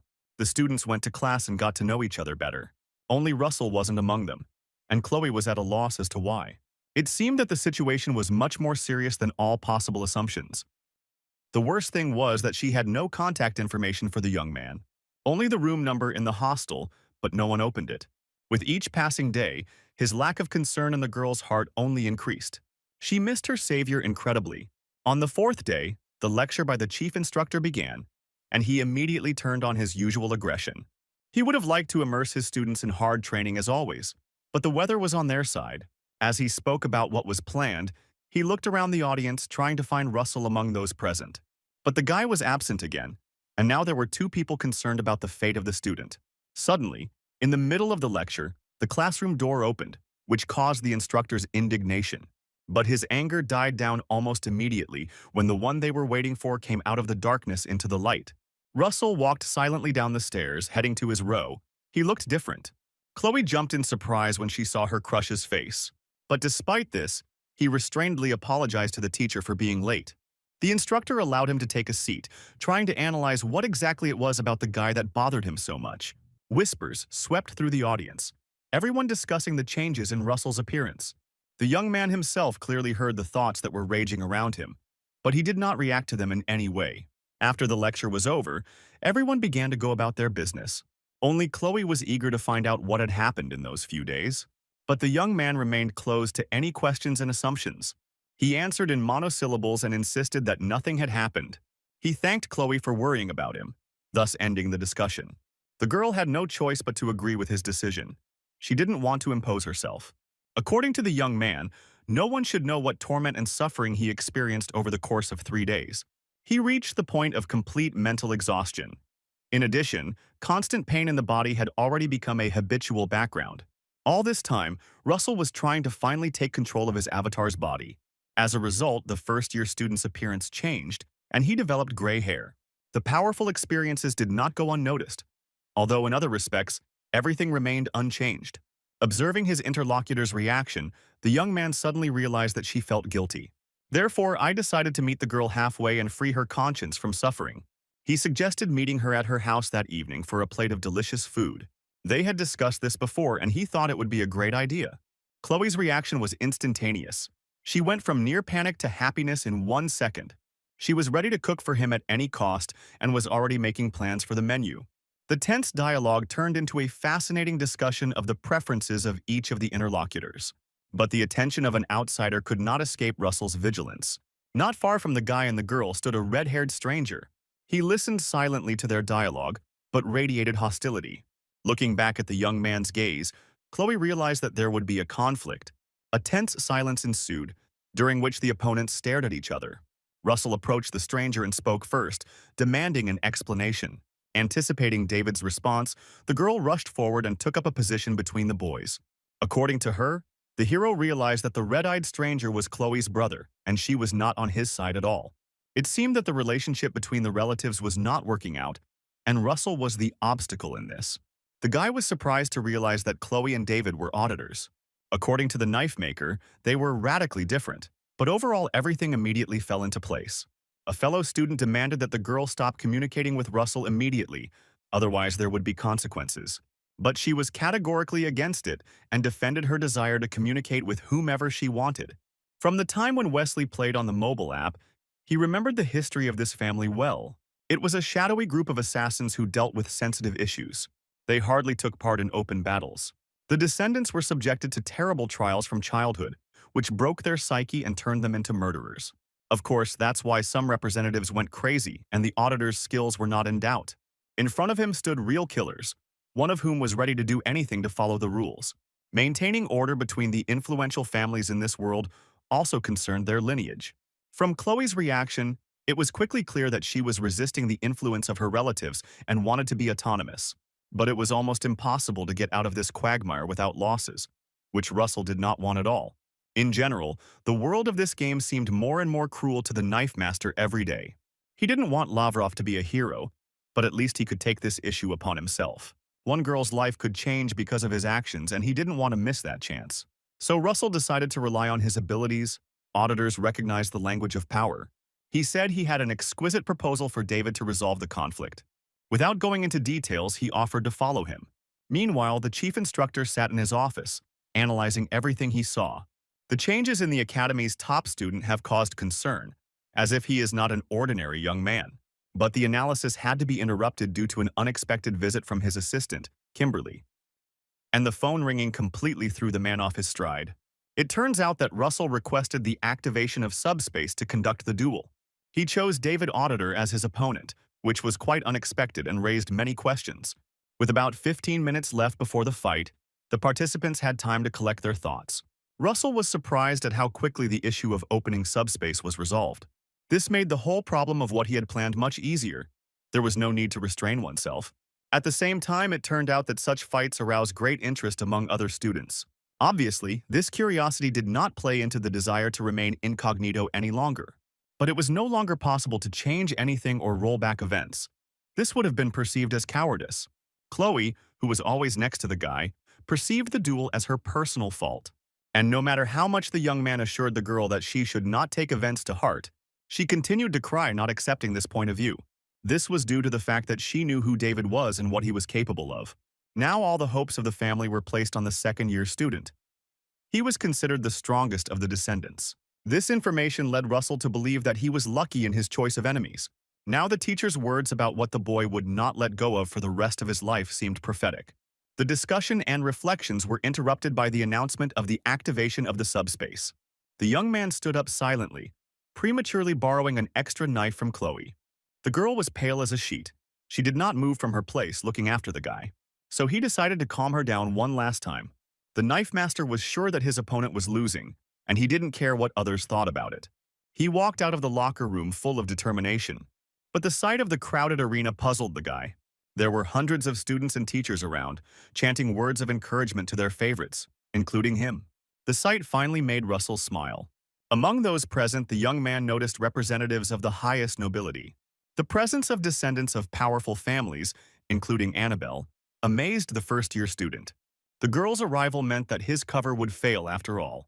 He immediately remembered the words of Keith's granddaughter about the massacre of the academy's strongest student. David's appearance put all thoughts to rest. The sophomore killer demanded respect. A small squabble broke out between the boys, during which Russell managed to hurt the auditor's feelings. In Chloe's brother's opinion, the impudent weakling was acting too brazenly. So David immediately pulled out his weapon. It turns out that the second-year student wielded two swords called Purple Wheel and had armor. Oddly enough, Russell immediately sensed all the advantages and strengths of his opponent. He slowly took out his weapons, the sashimi knife and the rose dagger from Chloe. When both opponents gave the signal, the space let them in. The audience stood tensely, watching what was happening on the screen. The duel began. The first thing Russell did was activate the Sword God's Blessing and the Painlessness skill. The fight developed so quickly and aggressively that spectators began to doubt the peacefulness of the action. The speed of both opponents' movements was truly astonishing. No one expected this from a first-year student. Russell seemed to overcome all obstacles with ease, creating problems for David. Even the VIPs understood that something unusual was unfolding before them. The one who was most shocked was Annabelle, who until that moment had considered the guy weak. She recalled their dialogue on a bench in the evening park, and many questions for the young man were born in her head. The freshman looked like a real pro who competed with dignity and skill with the sophomore. David, in turn, tried to create incredibly difficult fighting conditions for Russell. He used his best tricks and techniques. It seemed that quick and unexpected attacks should not give the opponent a chance to avoid defeat. Once Russell even found himself in the epicenter of an energy storm. When the boy disappeared into a powerful whirlpool, David decided that he had finally gotten it.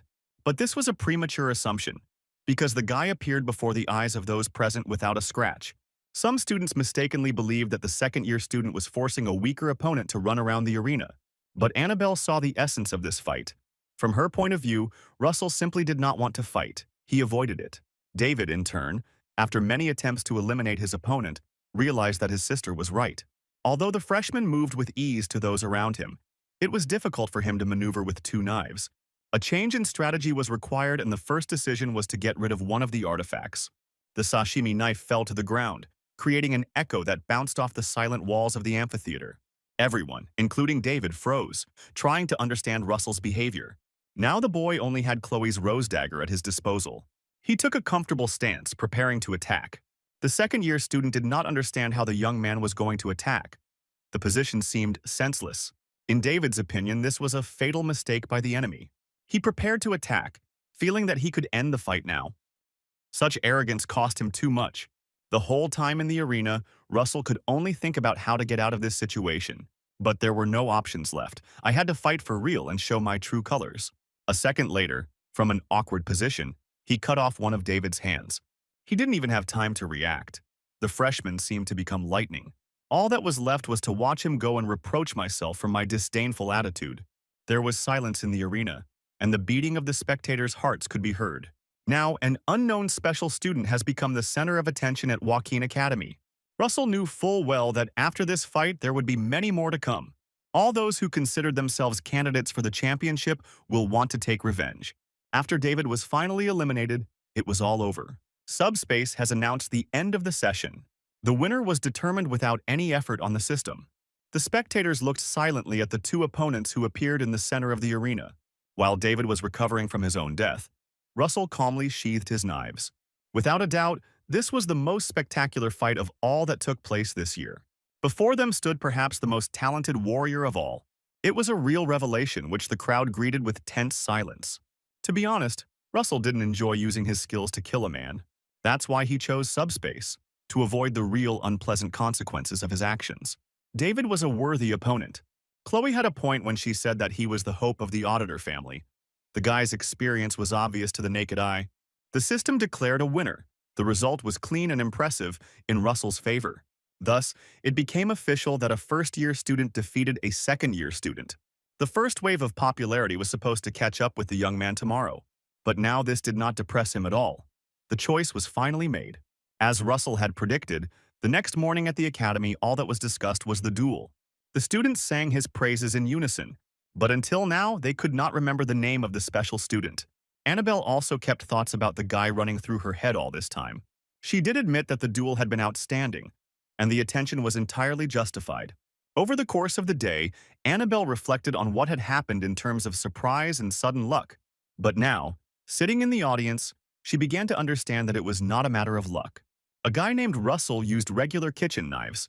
Until yesterday, the girl had no idea that it was possible to fight so skillfully with ordinary tools. This showed that the present situation was extremely exceptional. That guy on the park bench was that same top student at Joaquin Academy, and he wanted to remain incognito, not satisfying the girl's needs to know his identity. The rage that came with this opinion made Annabelle lose control of herself. She felt cheated, not realizing that no one owed her anything. Charlotte, who was sitting next to him, did not understand at all what this sudden outburst of emotions was. But Annabelle's reaction to her questions interested the girl even more. Now the blonde wanted to find out what exactly was going on. She wasn't going to give up so easily and bombarded her friend with questions.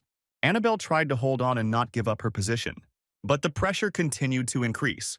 And when the conversation turned to the boys, the girl could no longer control herself. This was exactly the reaction Charlotte was expecting. Her friend's red cheeks encouraged the blonde to redouble her efforts in the impromptu interrogation. Annabelle's stubborn silence made it clear that the object of her thoughts was unusual. At first, Charlotte's choice was directed towards Bruce, the obvious option. One might even say the most obvious one. But still, not faithful, the granddaughter of Keith Nibelung firmly answered no. Then there was only one option left. Freshman Russell, the eccentric who conquered the arena.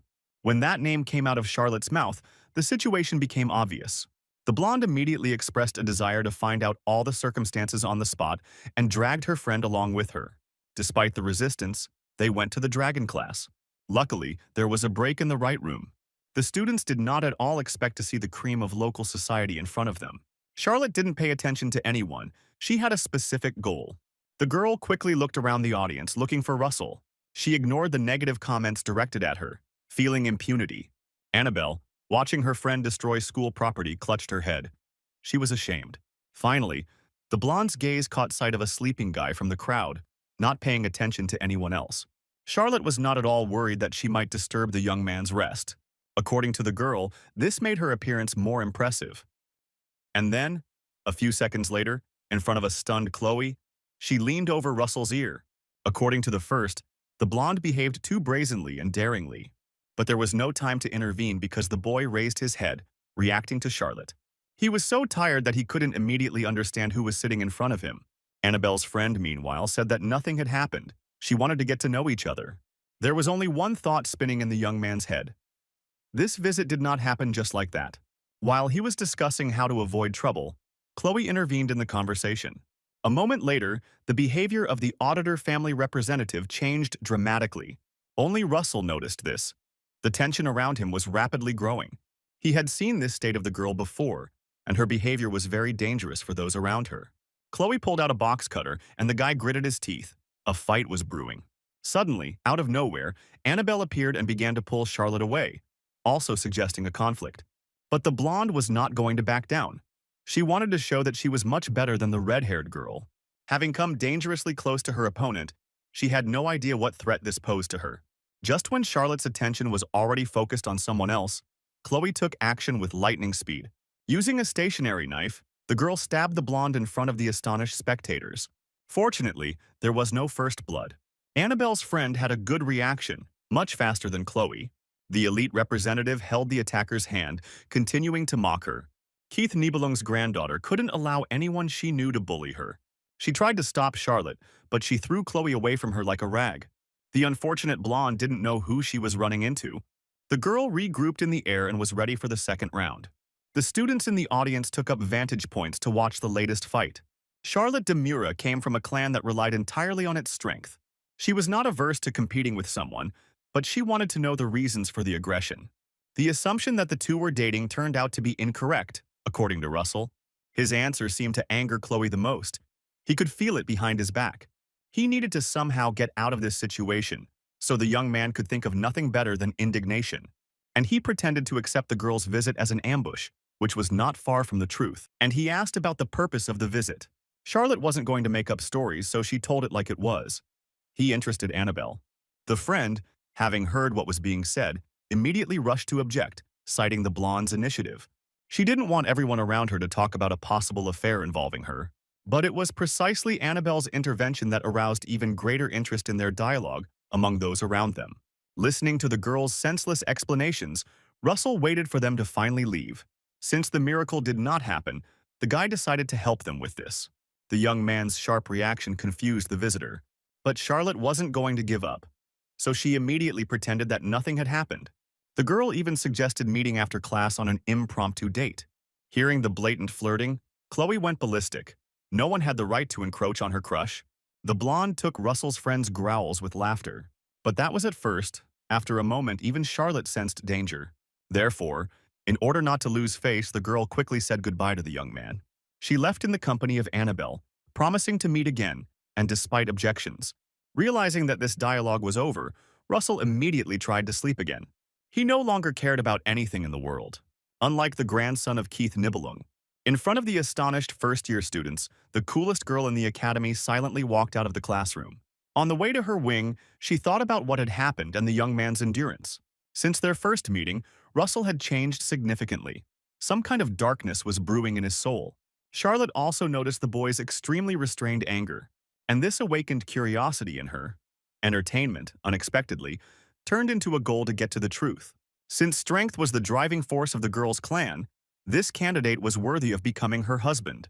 Of course, she didn't fully understand Annabelle's feelings for Russell, so she decided to take things slow.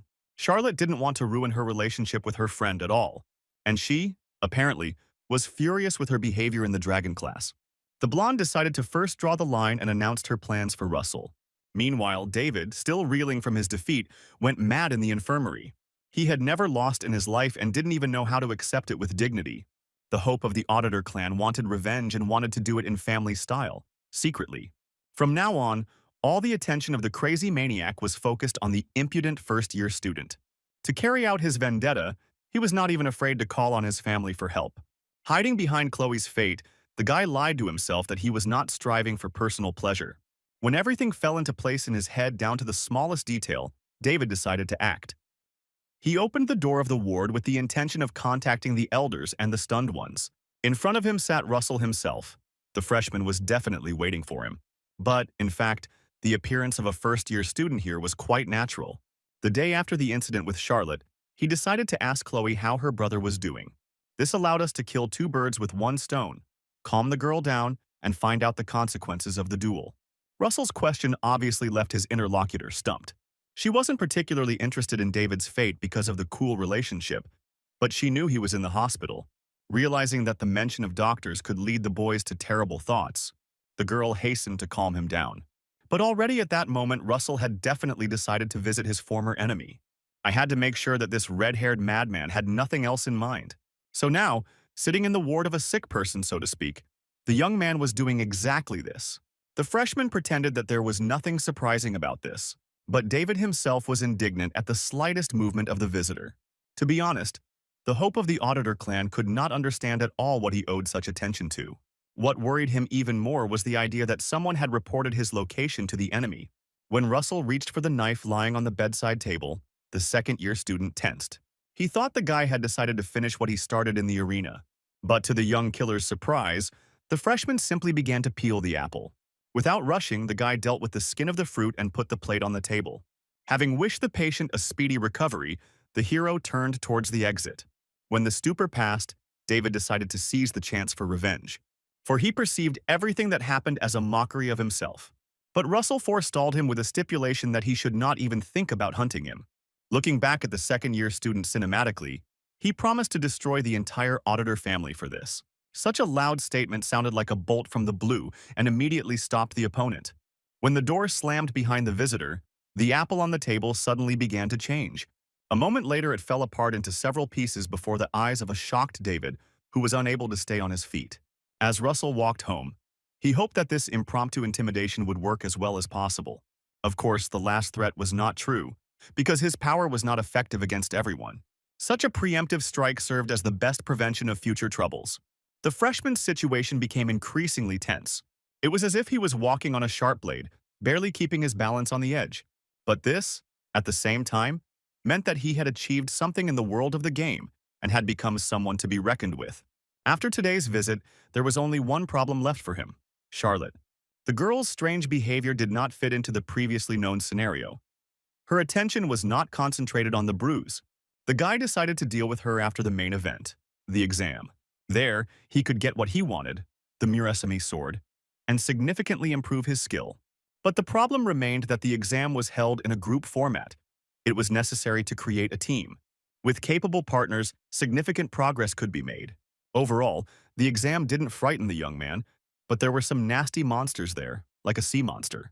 She looked like a half-fish with human limbs and was immediately appealing. Russell would rather fight the mermaid than these creatures, but the latter were considered demons, and therefore were not allowed to participate in freshman competitions. During his month at the academy, Wesley himself did not understand how he managed to integrate into the local rhythm of life. Only at night it was very quiet here. Despite 700 years of peace, conflicts between the two races still occurred here and there. For example, 50 years ago, the 6th Legion commander began an offensive operation. Basman wanted to fire the first commander sealed by people in the Great War. The release of Lycan was met with strong resistance from humanity. The strongest hero of the Seven Stars at that time entered into a confrontation from which he emerged victorious. It took the man a whole Sunday to do this, but it was not without casualties. In the end, both warring parties came to an agreement. Thanks to this, such a fragile peace reigns on Earth to this day. Russell still couldn't understand what kind of power Joaquin had, that he was able to imprison Lycan on his own. It was really impressive. The guy hoped that Bruce would reach the same level before he was 3. Another outbreak of war could not be avoided, so it was necessary to prepare better for it. The most important thing in such things has always been allies, and that is what was missing now. In this matter, Russell now relied only on his sudden popularity. After the epic battle in the arena, the young man had already changed his priorities. Now he was not oppressed by attention, but everything turned out completely differently than he expected. Sunday passed and he received no requests. The freshman did not at all understand the reason for such behavior of those around him.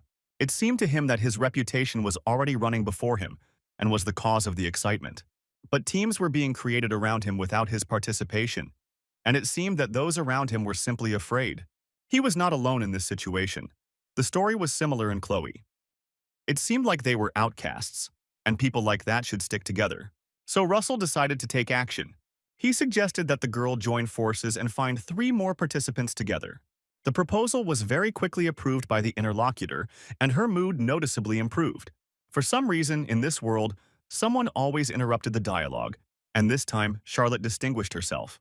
She allegedly came just to talk and again did not pay attention to the fact that no one was happy about this. Such impudence again threw Chloe off balance. She immediately grabbed the knife. To avoid another scuffle, Russell abruptly ordered the visitor to leave. Demonstratively changing her mood like a mask, the girl ignored this call. It is quite obvious that she was driven by some specific goal that required a solution. After a few seconds, Charlotte voiced what was bothering her. Of course, it was the exam and the commands. Since Russell never found anyone to lean on, which he himself admitted, the blonde happily invited him to join their team, a group of elites. The hero immediately understood the subtext of this invitation, so he was not going to accept it. But the girl was persistent. She sought his participation in order to get closer to the object of desire. Russell had to explain that he had already teamed up with Chloe and was just looking for 3 more members. But before he could finish his sentence, Charlotte made an announcement that they had 2 vacancies. This changed the situation that the Dragon class students found themselves in almost completely.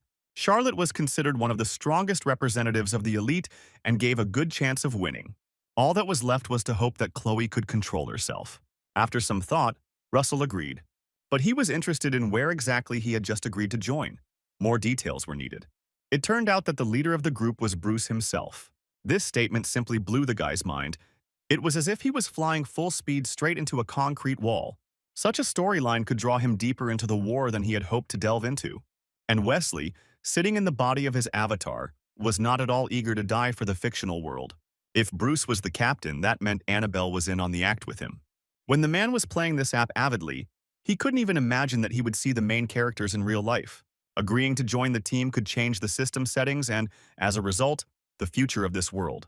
In any case, it is impossible to refuse because Charlotte has already agreed on everything, according to her own words. Now all that was left was to wait for the disaster that would inevitably occur due to ill-considered, hasty decisions. There was one more unknown in this equation. Chloe's reaction to his decision. She did not hear the conversation. And now, she was interested in his strange behavior after Charlotte's arrival. Fortunately, the unexpected news was received much better than he thought. The girl looked at this experience as a path that was beneficial to both parties. Russell also decided to focus only on the positive aspects of this union. He was not alone, but in the company of the strong. As agreed with Charlotte, the first meeting with the team was supposed to take place today. The guy and the girl didn't even notice how time flew by while they were talking. After classes, the young man and Chloe went to a cafe to meet for the first time. While the girl was enjoying the drink she had purchased, Russell was choking on his coffee. It was not tasty at all, but it was the only option that suited the price policy. Therefore, the first-year student did not show that he was not satisfied with anything. From this experience, the hero learned that he would never drink espresso again in his life. It turned out that in the whole group, only the 2 of them were punctual. Charlotte and her friends were not there yet. After several messages, the rest of the group finally showed up at the door. Only the blonde radiated positivity and goodwill. The guys immediately crossed their eyes, trying to predict what this union would lead to. Russell was also surprised that Annabelle was not there. Her place was taken by a participant unknown to him, a tense, red-haired boy. The young man's appearance was somewhat provocative, as if he were a member of a gang. Bruce was the first to make contact. He came up to introduce himself, radiating cautious goodwill. The boys shook hands. Russell, of course, was afraid to admit it to himself, but the magic of his interlocutor worked on him too. He had spent a lot of time playing with Bruce's avatar, and now it felt different. The team captain decided to start the meeting with a personal summary of each of those present. After the main speaker's speech, it was Charlotte's turn, who immediately passed the baton to the third. The disgruntled red-haired boy called himself Speed Weapon. He was a fan of all heroes. The tattoo on his neck eloquently testified to this.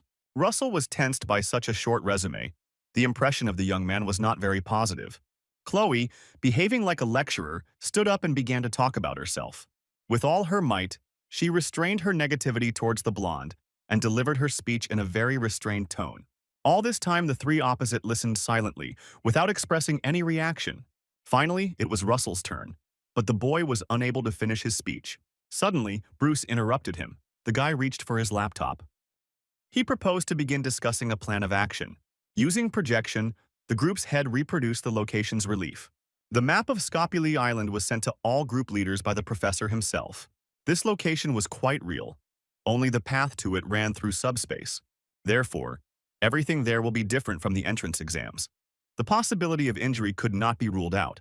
The area of operations for their group was determined to be the northeastern region. In this sector, there will be 3 teams in total, competing to kill monsters. The one who liquidates the most will become the leader and receive a reward. In the end, there was nothing more to know. The test was simple in its essence. Despite Speed's concerns about the demons, Bruce immediately reassured everyone. There wouldn't be any. Chloe, for example, was interested in confrontation with other groups of students. From the captain's point of view, there was no need to waste time on this, because the objective of the task was clearly defined. Russell didn't have a single question for him. The main thing was preparation. Since it was clear to everyone, Bruce ended the meeting, leaving only independent training. While the others raced to the exit, the group leader and Wesley's avatar were left alone. The situation became not very comfortable, so the Knife Master decided to silently leave this space. But the hero stopped him halfway. It was odd because he was the one who interrupted the guy's resume, but Bruce was interested in Russell's personality. Moreover, the blonde was interested not only in the guy's strength and class, but also in his origin. This question could be interpreted in any way. The hero seemed to sense that Wesley was inside the avatar. But this curiosity could also be due to the more obvious boundaries of this world. The circumstances also raised concerns. There were no witnesses left nearby. It increasingly seemed to Russell that he was about to find himself in a trap from which there would be no escape. Bruce, meanwhile, explained his curiosity by the fact that he felt an extraordinary resemblance to his interlocutor, and this remark caused cognitive dissonance in the Knife Master. Although there were no races in the game, she and the guy were completely different visually.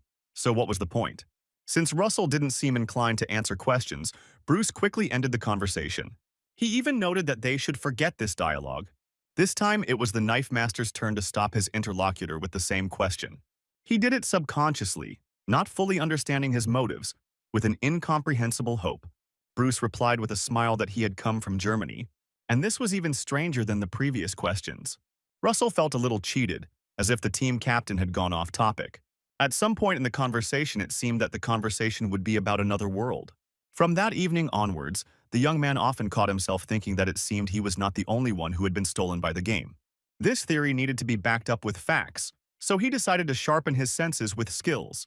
Taking the sashimi knife in his hands, Russell activated the blessing of the sword god. He asked the system what worried him most. Were they similar to Bruce? But the pain and sensations that immediately woke up inside were reminiscent of a past experience. My head began to ache excruciatingly, and painlessness had no power to stop this pressure. The question still remained relevant. The person in the cafe looked more like an avatar than a person. Besides, there was not a single mention of Bruce Van Reinhardt on the internet of this world.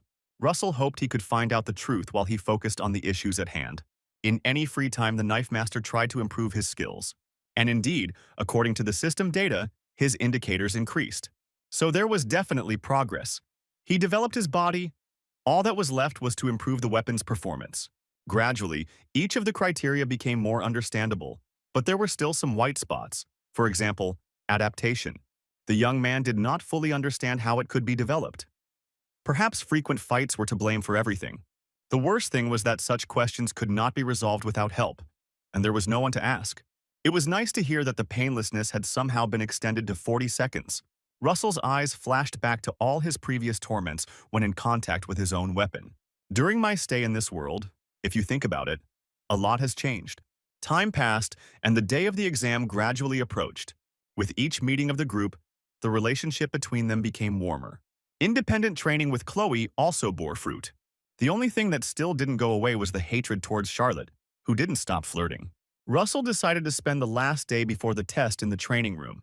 This time the guy didn't invite anyone with him. He wanted to feel his own power without limits. By morning, all the students had gathered at the designated place, in front of the Subspace gates. The knife master carefully examined everything that surrounded him. The young man was brought out of his contemplation by the voices of the group awaiting his arrival. By agreement, Charlotte acted as the main dealer today. Bruce was supposed to be in the center, as the leader of the group. Speed was far from being separated from the commander. He played the role of a protector. Chloe was appointed as the second dealer on the team. And Russell was put in last place. He was supposed to protect the rear. The knife master looked at his comrade's equipment with importance, and was struck by Chloe's sword. And the flute in Speed's hands was quite surprising. It was an unexpected choice. Charlotte entered into a dialogue, explaining all the features of this instrument. It healed. It was a rare artifact that would have been worth a lot of money in the game, despite its shape. So Russell decided to examine it in more detail, which caused the owner's indignation. Suddenly, the system's voice announced the start of the exam, and all conversation stopped. The head instructor came out to the students with a motivational speech. He called on the students to take care of their own integrity and not to act heroically in vain. After the speech, Bruce took over the senior voice. He suggested the opposite, to give it our all. The goal was unconditional victory. The other teams took the information in silence. Russell internally prepared himself for a fierce fight. Only Chloe looked too worried. The girl could not shake the thought that there might still be representatives of the mermaids on the island. The confidence of the rest of the group did not convince her at all. The situation could always get out of control. She no longer wanted to bother those around her with her premonitions, so she decided to be on guard. The instructor ordered all groups to line up and prepare for teleportation. Russell decided not to stray far from his friend during the transition. It was time to go on an adventure. And it was the right decision. Thus, the representative of the auditor family came to her senses a little. Faith in her crush gave her strength and, in some incomprehensible way, improved her mood. Chloe will not immediately realize that she is about to lose control of herself due to an overflow of emotions. It will be dangerous in the context of increasing risks, but Russell will bring the girl to her senses. No one, not even himself, will know that his anxious premonitions should have been trusted. Having lost contact with the academy, their group still manages to stumble upon the mermaid. And at that moment, students will be able to rely only on each other. Scopoli Island must have been a beautiful place, and nausea prevented one from enjoying it. For some reason, 3 out of 5 participants had exactly this reaction to teleportation. The team captain was incredibly surprised by Russell's endurance, which did not affect him. The conversation had to be dropped because not even a minute had passed before the first monster immediately ran out to them. It was a sea monster, the most disgusting creature from the point of view of the knife master. But, fortunately, this specimen was not very large. It looked like a baby. Bruce, who had already managed to pull himself together, confirmed that giants were waiting for them on the way. Chloe had already been conducting a reconnaissance campaign, and the group decided to follow in her footsteps. They slowly plunged into the forest thicket. Soon, the correctness of the laid-out route was confirmed by the appearance of the representative of the Auditor clan herself. The girl jumped from branch to branch at high speed and landed in front of her comrades. She assured that this is the only way to move around the island without attracting unnecessary attention. It turned out that there was a large cave ahead, less than a kilometer away. The students decided to continue moving in that direction. Of course, this place turned out to be a nesting site for sea monsters. They huddled around the fire, trying to warm themselves. 50 or 60 fish was a good catch to start with, but a plan of action had to be made. Russell certainly had his own ideas about entering into open confrontation, but he was not a leader. The main decision had to be made by Bruce, and he was in no hurry. At this time, the blonde remembered all the group meetings that preceded the exam, and the distribution of responsibilities that was assigned to each of the participants. Then, he distributed their responsibilities according to the strength and power of each one separately. But in times of real danger, they all had to unite into one punishing fist. After once again analyzing all the pros and cons, Bruce finally made a decision. He ordered Charlotte to immediately go on the attack, and the girl did not keep him waiting long. She threw her spear straight into the monster cell. Having covered an astonishing distance, the artifact landed right in the fire around which the freaks had bathed. At first, the half-fish recoiled in horror. Their next action was to find the culprit of the disorder they had caused. Charlotte, who appeared above the monster's heads, put everything in its place. She quickly grabbed her spear, and with the next move, he took the lives of two opponents. This is exactly how the girl was supposed to behave according to Bruce's instructions. She could easily cope with the task of smashing everything to pieces. The girl's inflammatory nature and wayward disposition allowed her to act with ease and speed, and at the same time not receive damage, being under the cover of Speed's power. Indeed, the boy's flute had an amazing effect on the sea monsters. They were so scared that they didn't notice anything around them except the music. Charlotte successfully took advantage of this, destroying the half-fish one after another. The death toll had already exceeded 20 and was continuing to increase rapidly. So far, the team has managed to overcome the first obstacle without collective intervention. It was a stunning sight for Russell. Chloe, in turn, did not want to stand around doing nothing, so she decided to join in the destruction. With her weapons and skills, she quickly raised the stakes. The red-haired beast demonstrated extraordinary agility skills. None of the monsters could withstand such power. They were too slow. Just as they were about to attack, the monsters were already being crushed. Soon the two opponents reached almost the same number of killed individuals, but for some reason they didn't even think about stopping. The guys, who were closely following the course of events, suspected that a clash was brewing within the group. The appearance of a giant sea monster changed everything. Finding herself between two girls, she tried to attack both of them at once. But this was a false decision. They dealt with it almost instantly. The teamwork was impressive, as if these two had always worked together. Although physically the girls were in a skillful symbiosis, morally they still kept their distance. The tense moment made Russell's heart skip a beat, expecting the worst. But, fortunately, everything turned out for the best. Bruce noticed the Knife Master's concern. He had not been in the loop of the recent conflict. The main thing for the leader was to defeat 60 monsters at once. Now it was possible to move on. A good start had been made for the operation. Russell, who had been there by himself throughout his stay, gradually came to understand the essence of teamwork. He even managed to calm down about the possible likelihood of a similar situation with Bruce. Moreover, for the team, the next moment everything changed radically. The group commander was suddenly lifted into the air. At first, no one understood what had happened. Looking back, the students froze in place. Russell realized that Chloe's concerns were not unfounded. They were attacked by a mermaid, and now she was very angry. It was a dangerous encounter because none of the students present had any experience fighting demons before. At first, the students were panicked and didn't know what to do. To run or to fight? That was the million-dollar question. Since Bruce's injuries seemed serious, the only hope was for help from the teachers. But it was not possible to establish contact with the latter, and this led to panic. Since the Knife Master had not lost his self-control, it was he who took command. And just as Chloe was going deeper into herself again, the guy brought her back to consciousness. It is the representative of the assassin family, thanks to her abilities, who must convey the news to the teachers. The academy should have known that the first-year students had entered into a confrontation with the demoness on their own. Once all the responsibilities were assigned, everyone began to play their role.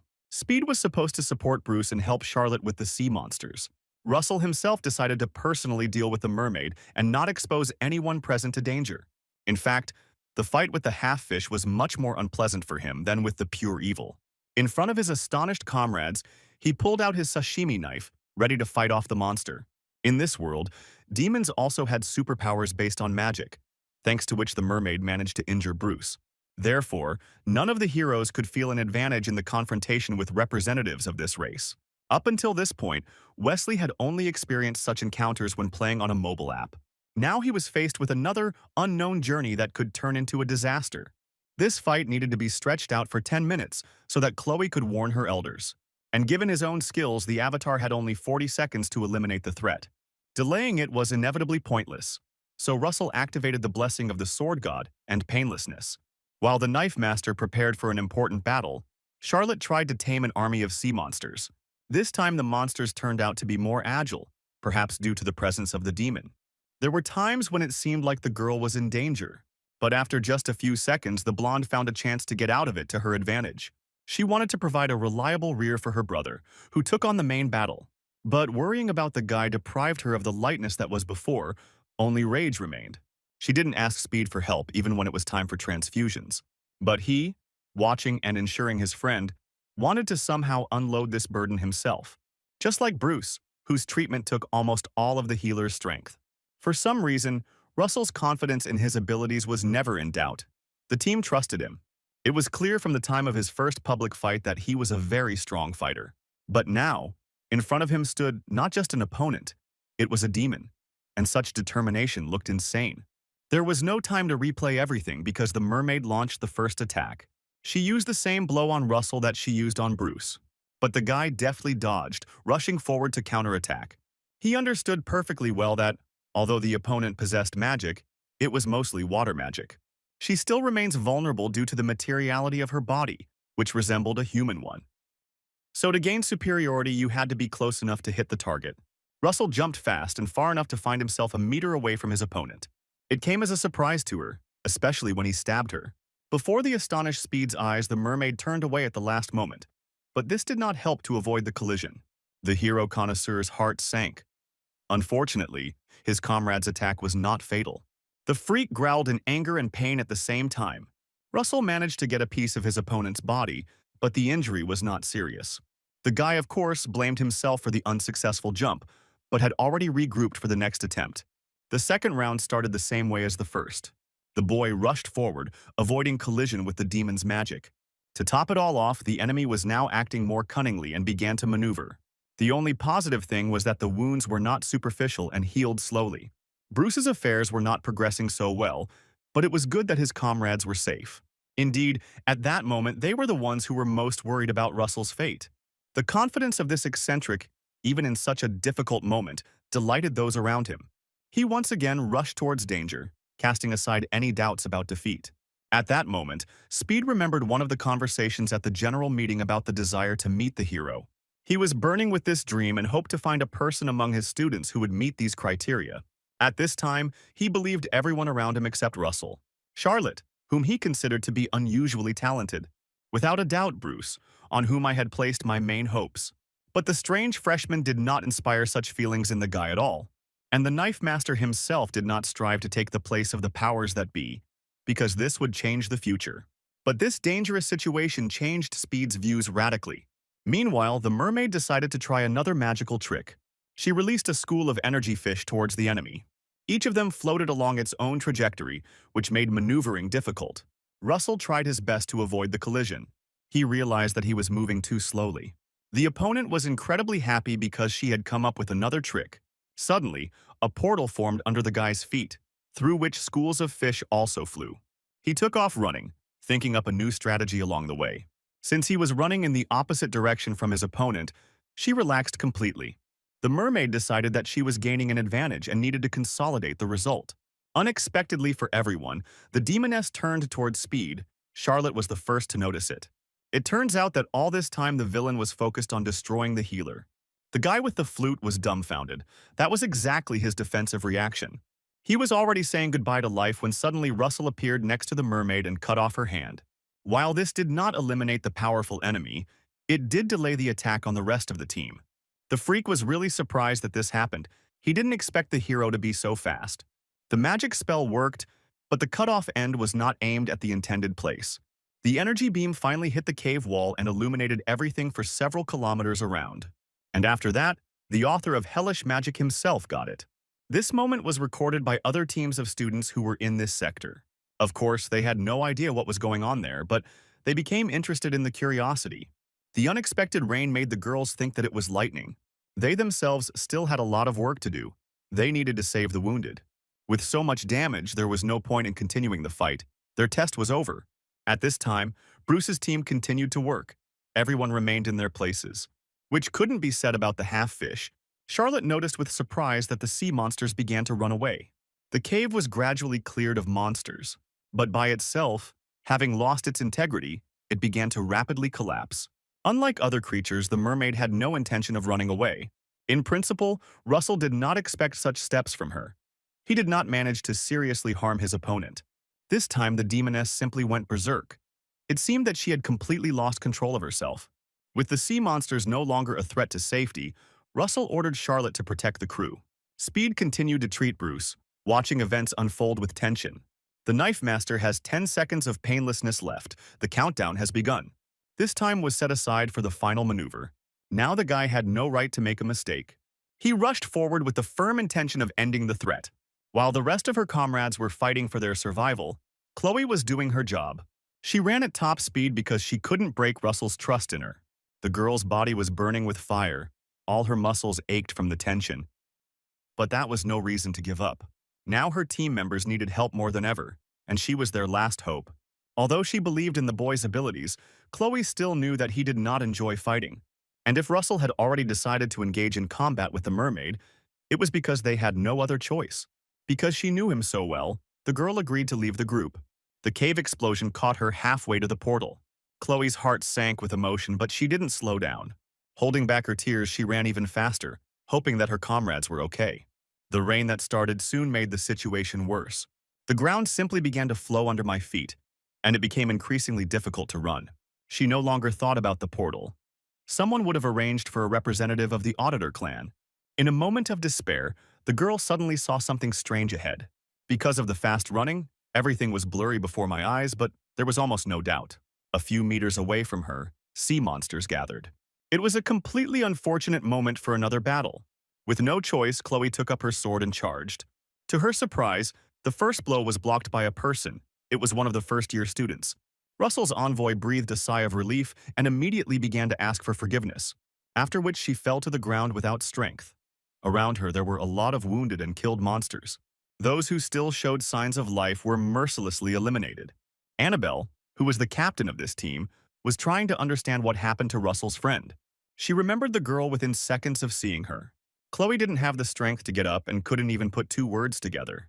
While the runner was trying to pull herself together a few kilometers away, the situation in the cave was getting worse. Speed couldn't take his eyes off Russell's skillful movements.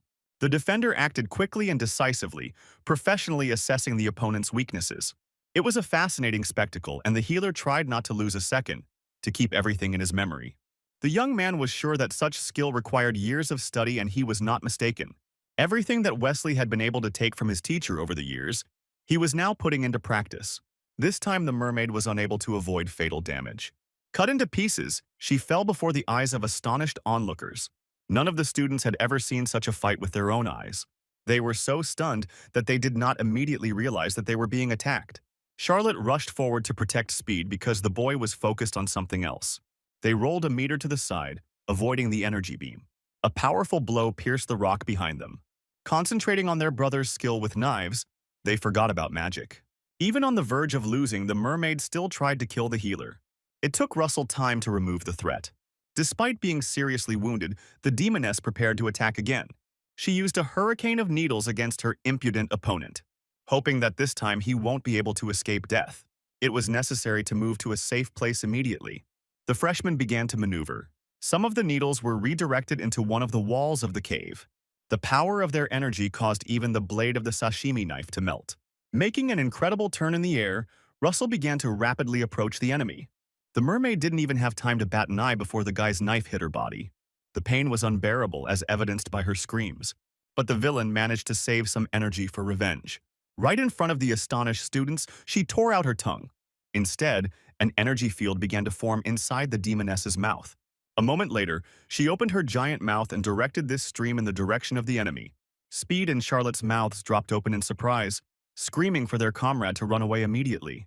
Russell himself saw perfectly well that he needed to maneuver, but for some reason his body did not obey. Suddenly he found himself in a different place. The guy was standing in the water. The knife master slowly looked around but saw nothing. There was nothing but sparkling blue water everywhere. And when he touched her, a red beam illuminated the horizon. It was as if he had cut the world in half without causing Russell any harm. The young man felt that this was a hint. He didn't need to run away, he needed to cut. Coming out of a kind of coma, the knife master grabbed his weapon more comfortably. He jumped into the air and took a more advantageous position. It was a counterattack. Two fierce opponents met in a final blow. It was all over in an instant. The magic cut through by a regular sashimi knife bought at a discount. The sounds of the struggle died down, leaving only the sound of rain penetrating the cave. The mermaid's mangled body lay on the ground. Russell was still standing over her head, holding the gun in his hands, catching his breath. The guy expected some surprises. Everything couldn't end so simply. And then, as if from the very depths of the demoness, her moans were heard. Charlotte and Speed also tensed up, which meant that evil was not yet defeated. And indeed, a second later, all that remained of the monster's face began to move. The head and part of the chest rolled into the abyss. The mermaid decided to run away. The demon was definitely not going to fight, which meant Russell had won this confrontation. It was an unheard-of event in the world of Academy. A first-year student overcame a mermaid on his own. But it was not without injuries. While cutting his opponent's magic, Russell himself received serious injuries. When the boy fell to his knees, Charlotte was the first to rush to his aid. Speed, meanwhile, assessed the condition of Bruce, who, thank the gods, was already feeling much better. Suddenly, the healer heard a stomp behind him. It could have been anyone. Even the sea monsters could return, and it was impossible to forget about the danger. Looking back, the guy saw Annabelle and her group carrying Chloe on their shoulders. Even though they weren't teachers, those present still felt relieved that they weren't themselves. The new arrivals looked around in surprise. Only Annabelle looked at Russell. Fragments of the mermaid's body scattered everywhere indicated a fierce battle. No one could understand how this could happen. All students were promised the absence of demons. Charlotte, meanwhile, tried to bring the knife master to his senses. She was in a state of shock. Even Bruce and Annabelle noticed the girl's overly provocative manners. The granddaughter of Keith Nibelung, to be honest, did not quite understand the behavior of the leader of the competitors. He was too mannered and did not care at all about the fate of the team member, so she took the initiative. The girl contacted the teachers and asked for help. All that was left was to wait and find out what happened here. Speed took it upon himself to explain the latest events. He said everything that had been boiling over regarding the appearance of the demon. He was overcome with natural dissatisfaction with the promises of the Academy's leadership. They found themselves in mortal danger due to the negligence of their instructors. After listening to her classmates' report, Annabelle didn't believe it at first. It was hard to imagine that Russell could deal with such a freak on his own. The girl perceived this fact as a partial invention of Speed, associated with excessive stress.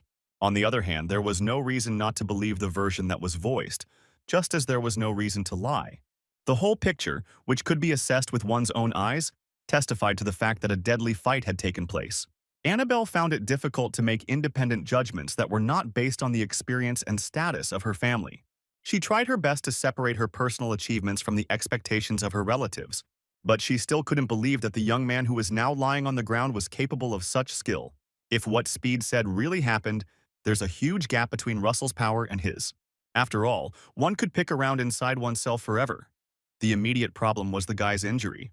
Team healer Annabelle rushed to heal the freshman. As she watched the knife master's wounds heal, Annabelle wondered who she was really watching.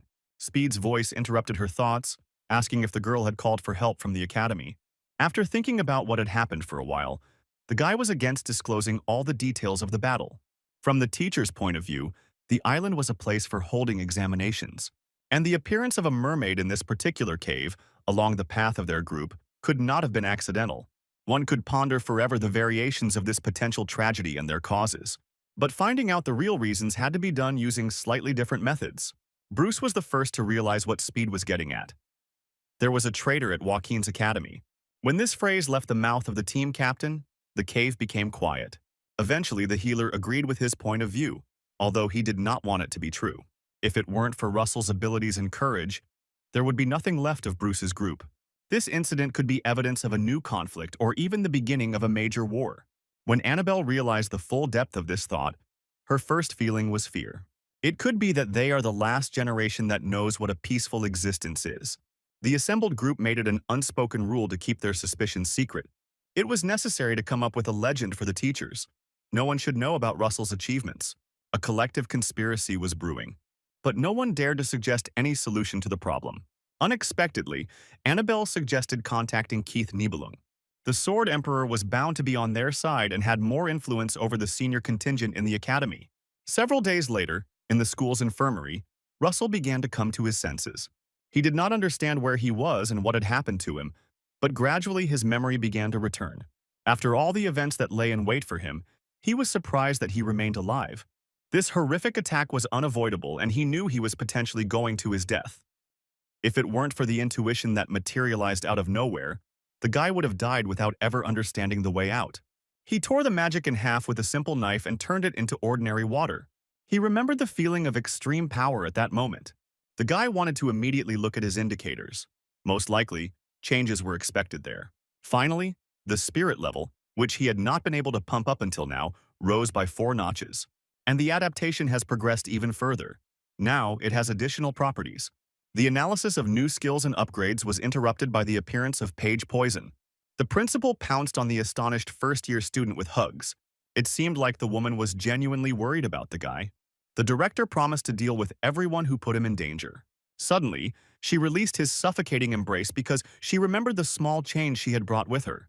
From the spatial pocket, she soon took out something that the young man did not expect to see now. It was that very Murasame sword that was the crowning glory of everything Russell wanted to get from this exam. This weapon was originally rated B, but had the potential to be upgraded. The director apologized for the fact that the award ceremony took place unofficially. She was the first to notice the presence of another person behind the door. Of course, the woman understood who it could be and insistently invited him inside. Just like last time, Keith Nibelung and Page Poison ended up in Russell's room. The guy looked at the visitors silently, just like the first time, shocked by their presence. He couldn't shake the feeling of a strange déjà vu. Would every injury from now on really have such consequences? The principal explained that they had become aware of what had actually happened during the exams. The elders really felt sorry and wanted to apologize from the bottom of their hearts for such a terrible mistake. The threat to the lives of the students was entirely the responsibility of the academy, and the reasons must be investigated. Russell was stunned by such frankness and did not know what to answer. In turn, the director promised to find all the culprits and traitors so that this would not happen again. The cat, after remaining silent, finally said that the freshman had bravely saved people. The young man himself did not consider this something surprising. He could not have acted otherwise. All those gathered agreed that what happened should be kept secret. Russell himself was of the same opinion. He did not want to gain popularity and draw attention to himself. And in this conversation, Page Poison was amazed at the freshman's resourcefulness. Having told each other everything that was planned, the delegation of visitors said goodbye. And although in front of Russell's eyes both elders tried to control themselves, after leaving the room they immediately plunged into depressing thoughts. The director decided to have a frank talk with her old friend. She named their first meeting at the academy several decades ago. Back then they had completely different ideas about the world and their own capabilities. For more than 50 years, the man and woman dedicated themselves to working for the benefit of the Joaquin Academy. A lot has changed during this time, but neither Keith nor Paige managed to make a significant contribution through their own victories. Until yesterday, they managed to set up a powerful system of protection for the educational institution. However, everything changed with the student's final test, and this incredibly angered the director. She did not notice that she activated her power because of her own anger. An aura of rage and tension spread through the corridor and engulfed even the strongest man of the present. She felt responsible for this disaster, which was miraculously avoided. For it was Paige who made the final decision regarding the island's safety. As it seemed to the woman, she paid maximum attention to the possible presence of mermaids. But still, this turned out to be not enough. A moment later, the tension around them disappeared due to the fact that Keith managed to bring his friend out of her thoughtful state. Indeed, Russell's appearance among the students of the educational institution can be considered a happy accident. This guy certainly had a natural talent that he had demonstrated on numerous occasions. During his life, the cat observed many names that appeared in the heroic firmament, but they disappeared. That is why he never assured Annabelle of her exclusivity. The girl had to work tirelessly. With regard to Russell, Cott had a completely different opinion. The man believed that the young man was a genius of his time. It was a huge chance not only for the student, but also for the swordmaster himself, a development for both. Having made a final decision on some issues about the future, the swordsman headed towards the exit. The fact that the academy owed the guy a huge debt remained obvious and indisputable. It's time to move on and work on strengthening the school's defenses. The elders decided to leave the past in the past and to closely monitor that such things do not happen again. When Russell's health improved, he finally began attending classes. This time the director's word was backed up by action. No one knew what exactly happened in the cave. Therefore, the guy felt free and decided to start improving the weapon. He ordered a reinforcement for Murasame from the best blacksmith, and he willingly accepted the order. The young man managed to contact the workshop on the Academy's founding day, so the work was free. This took another big burden off the shoulders of the poor student. All that was left was to wait for the upgrade. Chloe later came to the class and was also injured during the test.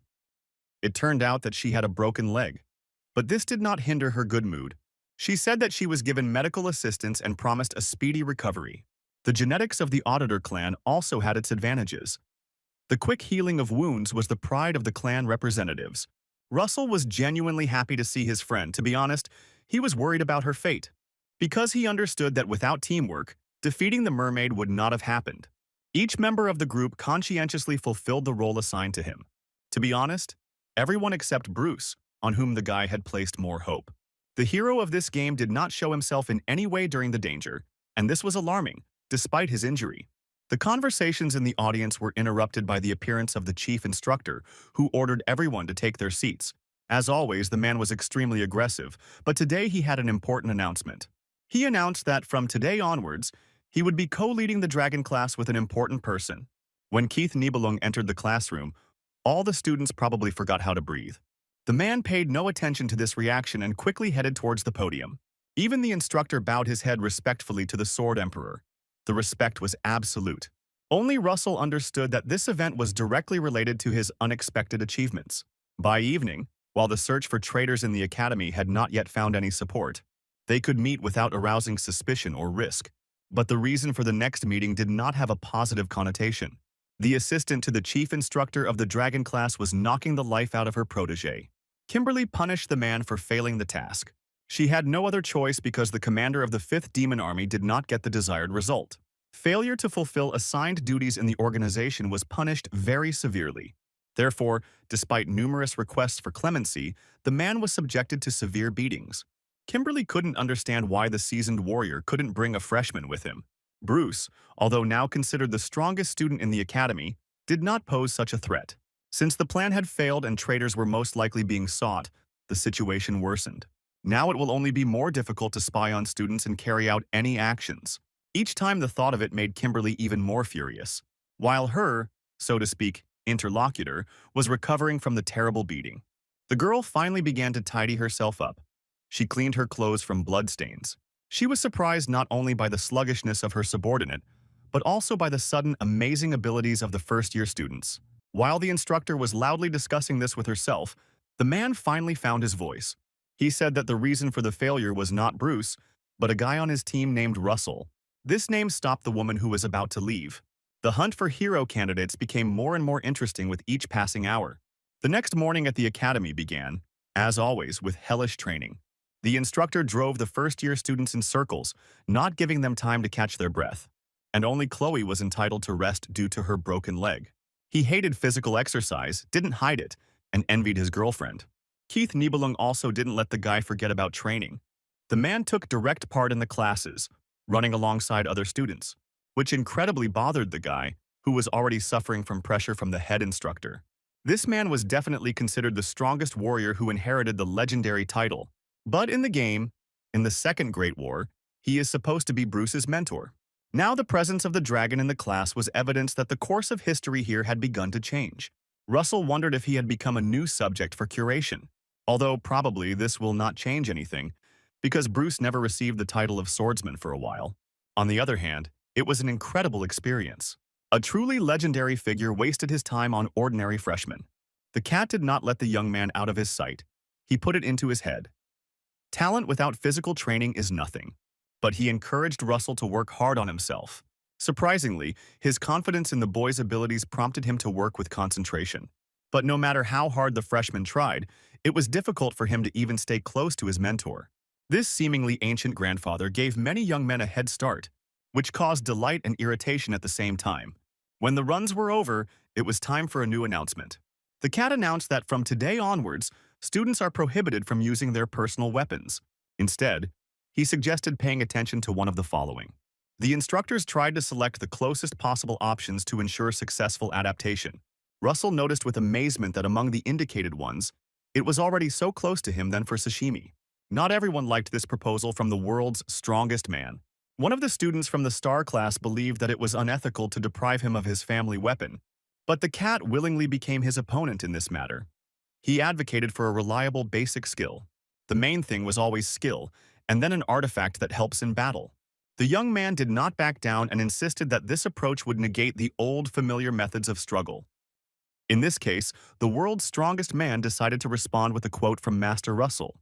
Indeed, true warriors never blamed weapons for their losses.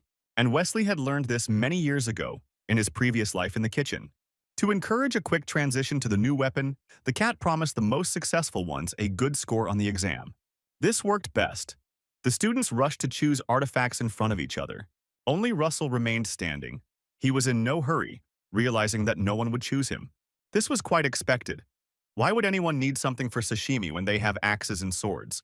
When he picked up the chosen object from the ground, he noticed Keith's gaze. Of course, this man won't leave him alone so easily. Now he has his sights set on Russell. After the election was decided, it was time for the trial by combat. This news confused those gathered. They had not yet fought for real, without Subspace. But students must definitely get this experience, because in reality they will not have the right to make mistakes. The only difference from real battlefield conditions was that etiquette had to be observed. The cat announced that he would first conduct a demonstration duel, and the instructor prepared for the confrontation. His hands trembled at the thought of having to withstand the blows of such a formidable warrior. But, to his surprise and perhaps happiness, the strongest man in the world chose a different opponent. The opponent was supposed to be a student, and none other than Russell. The cat ordered the young man to come forward immediately. When the mentor pulled out his sword, everyone held their breath in amazement. It was a noble spectacle, striking in its grandeur. But no one understood the reasons for Kita's strange choice of Nibelung. The students from the star class were the loudest in their dissatisfaction. They did not think about Russell's feelings. But this didn't bother the nimble grandfather at all. He was eager to start the fight. But he prompted the guy to take the knife out of its sheath. Russell, of course, managed to recover, but considered such proposals to be beyond the pale. There was a big difference between a sword and a knife, and this fight could have become much more difficult or ended in injuries. Despite these circumstances, something inside the guy wanted his consent. He strove for it. But no matter how this confrontation ends, after such extra attention there is no way to avoid it. So, using safe logic, Russell tried to refuse the offer. This was perceived by those around him as further proof of the guy's weakness. But that's exactly what he achieved. The cat did not want to listen to fables. He called upon the pride of the capable warrior who hid his strength. Pride is the feeling Wesley experienced for decades after reaching the peak of his skill. The fact that he was proud of his abilities and many years of work made him maintain his reputation. Russell realized that this was the point of no return. And in front of everyone, the young man had to make a decisive choice. Contrary to logic, the guy squeezed the tighter in his hands. The instructor, who realized the absurdity of the situation and was in a hurry to change Keith's decision, was stopped. The world's strongest man sensed the change in his opponent's behavior, and he decided that there was no need for more conversation. After a theatrical pause, so to speak, Russell announced that he was ready for any experiments. Having activated the sword's blessing, the young man took a comfortable position to begin the duel. Suddenly, everyone around disappeared. Only two remained, the Nibelung cat and the knife master. But now there was no time to pay attention to this. The young man slowly walked forward. He was in no hurry to attack because he saw that his opponent had not participated in sparring for a long time. In the first seconds, the motor grandfather actually mentioned his initial experience in wielding a sword. During this time, at a young age, he met a wandering knight who taught him fighting techniques. At this time, the man felt for the first time something that is difficult to describe in words. When you're up against a gifted individual, you always learn more than you could ever gain through years of hard work. Now, at this moment, the same feelings have taken possession of the heart of the strongest man in the world. And thanks to such moments, the cat himself will be able to grow professionally. The husband assumed a stance that signaled his readiness to begin. At that very moment, Russell rushed forward and instantly bypassed his opponent from the side. The mentor had to admit that he had created a false impression of the young man. He was much faster. The sword seemed like a rather clumsy weapon in such a situation. The freshman had no intention of stopping for a moment, for every delay could cost injuries. And although they did not fight on equal terms in relation to weapons, the knife master found the optimal approach for himself. He did not waste time dodging his opponent's attack, but, on the contrary, ran towards danger. When Keith managed to catch the guy halfway, he deftly flipped the knife from one hand to the other. The fact that the young man was ambidextrous also increased his danger to the enemy. And the guy's physical skills have improved significantly since the first test. Keith was left to rely only on the strength of his sword, as opposed to the lightness and dexterity of the first year. Gradually, the training duel turned into something a little more serious. The students who were supposed to be watching the fight were at a loss. They couldn't believe that Russell was getting the attention he deserved. But the attention of the strongest man in the world indicated that there could be no mistake. If this boy aimed for a hero, the envy of many who wanted glory would immediately stand in his way. But after the start of the fight was announced, the opponents simply stood opposite each other. Nobody said a word and was in no hurry to show off new techniques. Both Keith Nibelung and Russell seemed to have flown into another space. The first person to realize what was happening was the head instructor. The two were not standing still, they were actually fighting, but in the subconscious of the mentor. Even before the announcement of the sparring began, the man warned that he wanted to do it. For some reason, the cat had no doubt that Russell would be able to get there on the first try. Only the chief instructor doubted the feasibility of this idea. And it turns out it was in vain. This testified to the existence of a truly outstanding talent of the first-year student. Meanwhile, things were going a little badly for Nibelung, and his opponent was becoming more and more impressive. He not only took the blow, but also fought fully in the mind of another person, which was very difficult. The guy didn't spend much time learning this ability. It took no more than a minute. This behavior confirmed all the mentor's guesses and hopes. The man wanted to make sure to test the young man's ability to resist the blessing of the sword spirit. This was his crown skill, which gave the warrior extraordinary strength. At the moment of activation, Russell immediately decided to escape to the real world, and everyone felt a jolt of energy. The head instructor saw a blue light, indicating that the fight had reached a new level. The two opponents returned to reality, but still continued their confrontation. Since the cat was not going to stop himself, it had to be done for him. The priority was to save the life of the student, and here the position of the teacher himself was no longer important. Fortunately, Paige Poison arrived before the men, separating the two opponents. She immediately yelled at her longtime friend for his carelessness in decision-making. Later, in her office, the director gave full vent to her feelings. But her ardor was quickly stopped for a moment by the forgiveness of an old friend. Then she still remembered how hard it was to get him to be the curator of this class. And although the man said he had no bad intentions, his actions jeopardized future mentoring, and especially the reputation of Paige Poison herself. The cat himself admitted that he had overdone it a bit. He had lost his vigilance during the fight. As a result, the guy managed to break out of his mind at the most tense moment. The apology from Nibelung was truly something special, because it was never addressed to a woman. Therefore, she was interested in the reason for such behavior, especially since he himself provoked the uncomfortable situation. But his admission that he could have lost the fight without divine protection threw her completely off balance.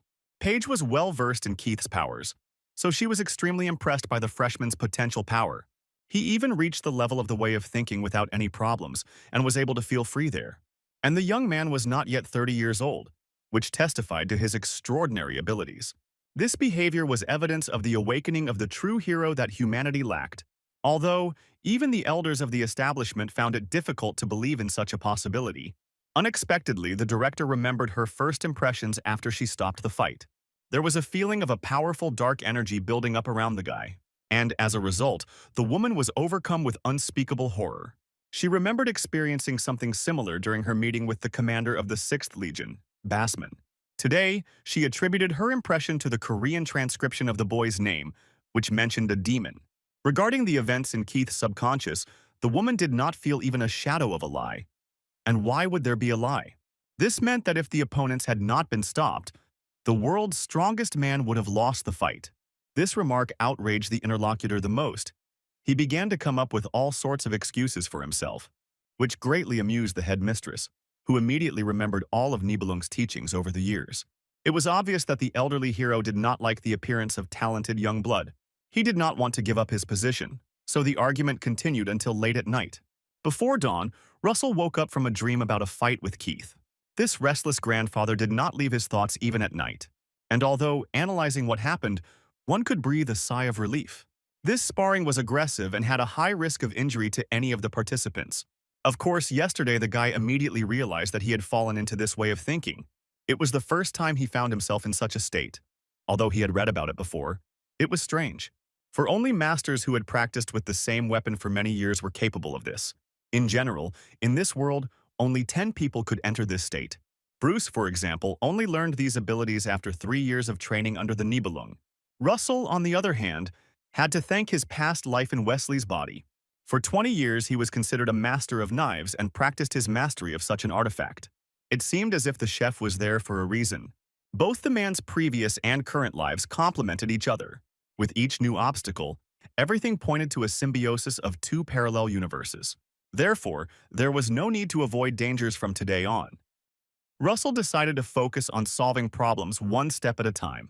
Moreover, he was fascinated by the idea of experiencing the transition to the space of thoughts. There was no point in delaying it, because it would make his training easier, which was accompanied by incredible pain. The next dive took place just a few seconds later. Everything turned out to be much simpler than it seemed at first. And indeed, here the blade of the sashimi knife did not cause the guy any inconvenience. But if there were advantages, there were also disadvantages to be expected. The space began to burst at the seams within a minute. A giant hand of some creature reached inside. She touched the boy's shoulder and activated the blade's power. When Russell opened his eyes, his surprise knew no bounds. The sashimi knife in his hands simply disappeared into thin air. Leaving the space of opinions did not solve this problem. Weapons no longer existed. Under cover of night, a secret meeting was taking place in one of the academy buildings. Those gathered proclaimed their dissatisfaction with Kimberly's actions. The elders felt that allowing the mermaid to attack the students was going too far. But, whatever one may say, it helped to reveal Russell's extraordinary talent, even though Bruce was the target. The latter was also not worth forgetting against the backdrop of alarming news. He could still show great progress. It was also unnerving that Page Poison seemed to be hiding the true powers of a special student. As the threats grew, it was necessary to take care of all possible candidates. The elders wanted to seize more power in the academy because their powers were being cut back every year. This did not suit anyone except the director, so they found new allies. The hero who was supposed to appear soon could completely ruin the conspirators' many years of work. At the meeting, it was decided to create as many obstacles as possible in the path of becoming strong students. Such was Kimberly's will, but no one had the courage to go against the woman's wishes. The commander of the 5th Demon Legion was not a being that could be ignored. When the topic of all the concerns was finally discussed, a decision was made. Russell was assigned to be eliminated by representatives of the Auditor family. In the morning, the unsuspecting young man went to the forge for his renewed weapon, but he did not expect to see what would outrage him almost to the point of madness. From a very beautiful sword, the best blacksmith of the academy created another version of a sashimi knife. In addition to this, the weapon characteristics have risen far from the maximum level. The freshman gritted his teeth in rage. He couldn't understand how this had happened. The blacksmith himself assured the young man that this was the first time he had experienced this. No matter how much he tried to upgrade the sword, it refused to give in. Therefore, in order not to break the blade completely, it had to be urgently melted down. The man kept assuring the customer that he did not do it intentionally. But Russell was focused on assessing the damage, and no matter how he looked at it, he didn't get what he wanted. Koval promised to complete the work he had started for free, but asked only for materials for this. The first-year student was even afraid to trust the master to continue the work. Moreover, in order to obtain the necessary materials, it is necessary to defeat Class A monsters or higher. This meant accepting high risks with poor weapons in hand. Having thought it over in more detail, the guy came up with an interesting scheme for making real money. But he demanded from the blacksmith a guarantee that the work would be completed in the required volume. In addition, he wanted compensation for the damage in the amount of half of the lost blade, namely 10 million. The man immediately began to deny such a possibility, citing the fact that the work was being done for free. But the young man decided that this was completely impudent, so he reminded her that the constipation was good source material. And to add weight to his own indignation, the sly man began to threaten reprisals for deception. So the bargaining began. With half the amount that the interlocutor insisted on, they gradually moved up to 800,000. The trickster insisted that it would be impossible to find that much money right now. But the menacing appearance of the first-year student, around whom an ominous aura formed, did its job. The master, sweating from horror, agreed to all the conditions if only the visitor would leave. Even though everything didn't go as planned, there was progress in the indicators. Russell even had additional options opened up with the upgrade. It was now clear that due to the appearance of the necessary weapon, the pain from the sword's blessing was reduced. The young man immediately checked the accuracy of these new indicators and was convinced that it was true. In order to get a more tolerable effect, It was necessary to improve the sword as much as possible. This would make being in this game world less stressful than usual. Come to think of it, Wesley still couldn't figure out how he got here, but whose business was it? The evening meal was interrupted by the appearance of Chloe. The girl, even with crutches, moved like a cat. It turns out that they managed to remove her cast this afternoon, and now all that remains is recovery. She assured her friend that she felt much better. Russell liked the positive mood of his interlocutor, and she, lost in her dreams from the guy's usual touches, lost her balance. She fell to the ground, prudently stretching out her sore leg. The freshman immediately rushed to her aid and accidentally showed her his new weapon. And although the knife still looked bad, she began to praise the master's work. Chloe seemed to really like the upgraded artifact.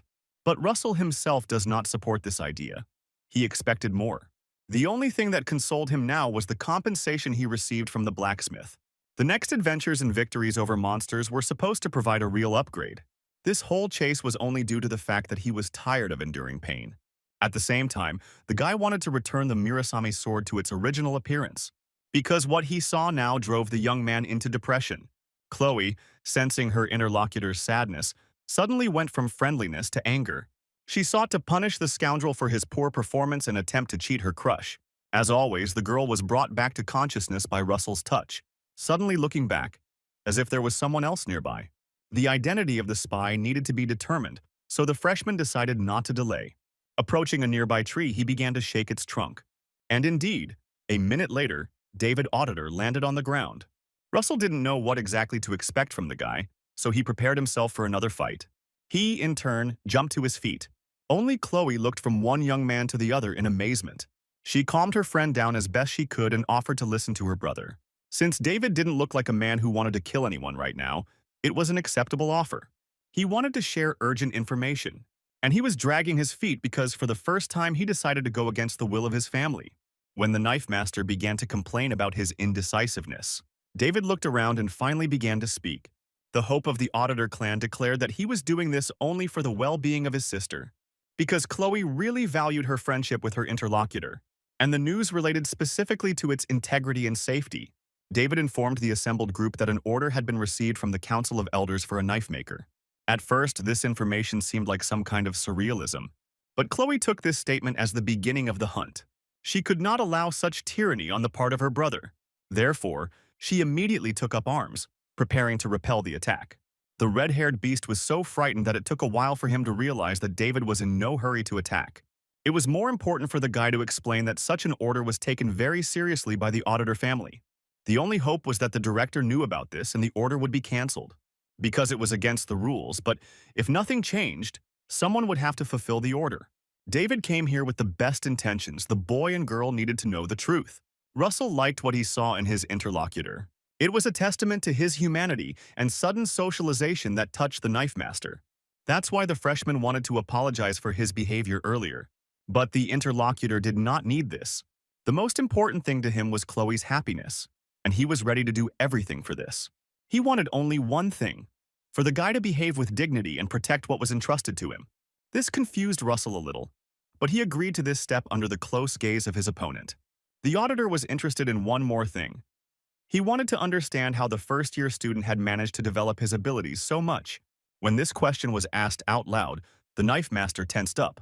It was suspicious due to the characteristics of the divine blessing skill. Therefore, such curiosity looked like a reason to play a double game. Russell had no intention of answering provocative questions. He decided to do him a favor. The guy said that David needed to be more open. Therefore, he will have more support, and his status will increase within the walls of the academy. Having said everything he wanted, the young man turned around and left, despite the objections. History lessons were still boring. Therefore, the young man spent this time thinking about ordering his death. It was necessary to urgently remember which family's representatives took part in the Council of Elders. These were 5 dishonest people, burdened with power, who exerted influence and hindered the forces of good. Previously, according to history, they chose Bruce as their opponent. Now their target has become Russell. This imposed many problems on the future existence of the academy. The order had to be cancelled. This is what the consequences of using your abilities to the maximum looked like. It attracted attention. If, on the one hand, everything that was happening was difficult to believe, on the other hand, recent events gave rise to bad thoughts. The Council of Elders had already begun its dirty game. At first, their target was Bruce. Indeed, everything was like in the game, but his intervention changed the course of history. Paige Poison's powers were not unlimited. She could not protect Russell from all threats. Of course, that's why the information quickly leaked to the highest levels of power at the Joaquin Academy. One could only guess whether these scoundrels had conspired with the demons, or were still acting independently. The appearance of the mermaid during the exam indicated that the second option was unlikely. It is obvious that the situation for humanity was rapidly deteriorating due to the thirst of individual representatives. It was not the time to kill all the bastards yet, but this moment was bound to happen someday. According to his reflections, Russell could not concentrate on the lecture at all, and the teacher insisted on taking notes. It was necessary to develop a detailed plan of subsequent actions, literally step by step. But without a team, it was difficult and took a long time to move forward. Now Chloe was 100% willing to give in for him, and perhaps Charlotte too, if you asked her. The third candidate was a healer. Speed Weapon was better suited for this. He decided to talk to the young man immediately after the lecture. There, Russell was in for an unpleasant surprise. Some giant was asking for trouble. And although the knife master did not want to get into unnecessary conflicts, he was ready to put a clear, impudent person in his place, if absolutely necessary. As soon as the words left the guy's mouth, his opponent immediately rushed into attack. But the giant's reaction was too slow compared to his opponent. Just as Russell was about to fight back, Speed's fist hit the bully in the face. Students from one of the boys' classes, hearing the sounds of the fight, began to gather around. Although it was hard to call it a real brawl, the giant was already lying on the floor.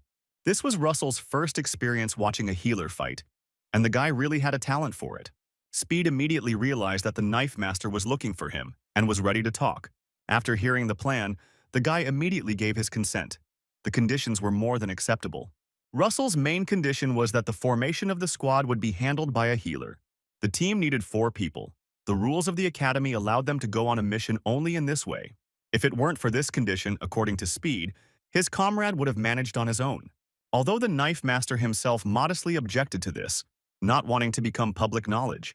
Surprisingly, the guys who initially didn't like each other were now able to be sincere friends. At one point, Russell even thought that this could be a good start for a real friendship. The dungeon for the test had already been selected in advance. It was called Buffalo and had a C class. It was a popular place among the locals, so there shouldn't be any problems with those who want to go. There were already 3 people in the group now. It remains to choose the last one. Neither Bruce nor Charlotte were approved by the knife master. According to Speed, it was impossible to do this at all because both students were busy with their own affairs. After thinking it over for a bit, the healer suggested another candidate. According to him, it was clear that this was a girl and one could not approach her empty-handed. When it was already late evening, the comrades came to visit. This was the first time Russell had seen a separate estate on the Joaquin Academy grounds. He didn't even have that kind of experience in the game. Judging by everything that surrounded them, there was always someone conscientiously training on the territory. After walking around the building a bit, Speed finally saw the man he was looking for. He walked up to the sleeping girl and shouted for her to wake up.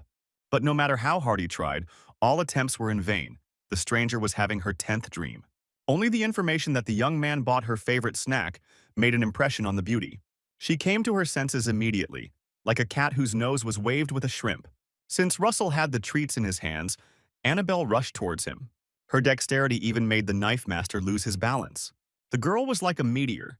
She was eating a snack while lying right on top of the guy she had knocked down.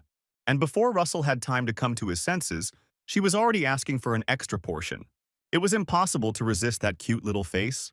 When he was a chef, the routine became so overwhelming for the man that he needed to find an outlet. And the game, Extreme Blessing M, became such a nice place to run to. He had been expecting this application to open since the first announcements. And when I loaded it, this exciting universe immediately absorbed all my attention. The most important character for Wesley was, of course, Annabelle von Nibelung. It was this girl who delighted his affection and wallet. According to the script, Bruce was the center of the academy, with many female fans and assistants of the opposite sex. But among all of them, it was Annabelle who stood out for her popularity and strength. The heroine had charisma, which added a special flavor to every adventure that the boy and girl overcame together. It was a pleasure to watch them, so much so that Wesley, at one time, emptied his wallet for the sake of leveling up characters. Subsequently, he completely forgot that there was another girl in this universe. It was only today, when he saw Ashley's face, that the knife master finally remembered her name. She was the daughter of a saint with a bow, and it was this student that Wesley pumped first. Now, in Russell's body, he understood Speed's choice perfectly when he played with the girl's avatar. Despite her peculiar mind, so to speak, Ashley had good skills in fighting from a distance. She was not part of the main cast of characters, so she had no influence on the history of this world. At least, that's what the student thought. Overall, he was satisfied with his friend's choice. It was time to come to an agreement, and the conversation turned serious. Ashley demanded an explanation for the unexpected nighttime invasion of her home. Speed took on the bulk of the work, introducing Russell to a picky young lady. But he said that the guy was gathering his team, and next Sunday would be dedicated to the mission. The speech was rather confused, but the healer basically laid out all the main points of the proposal, which were quite attractive.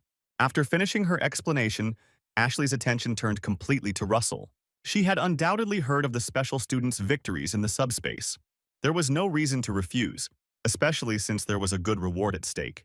But the girl was irritated by the fact that the unknown newcomer did not ask for her approval and consent. The girl's provocative remarks only served to increase Russell's skepticism about possible cooperation. She demanded excessive attention and fawning. Speed tried to regulate the time, but the owner believed that character had nothing to do with skill. Since it was impossible to tell about all of Russell's victories, the healer asked to take his word for it, and that didn't work either. The other person's opinion had no influence on Ashley. Listening to the meaningless dialogue, the knife master increasingly realized that he did not want a girl on the team. He interrupted the argument between two acquaintances and informed his friend of his verdict. They had to go. The provocative girl immediately stopped all conversations. She realized that the fish had gotten off the hook. Russell was not going to tolerate the antics of the arrogant young lady and humiliate his own dignity. After a moment of silence, he pulled out one of the sashimi knives he always carried with him. The tension grew even more when the guy unsheathed it. While Ashley suspected that she was in for a sneak attack, the guy threw a knife in the direction of the targets. He wasn't looking in that direction at all, but somehow the weapon hit the bullseye. Obviously, after this, the hostess could not claim that the young man was simply lucky. This was a reason to think and draw new conclusions.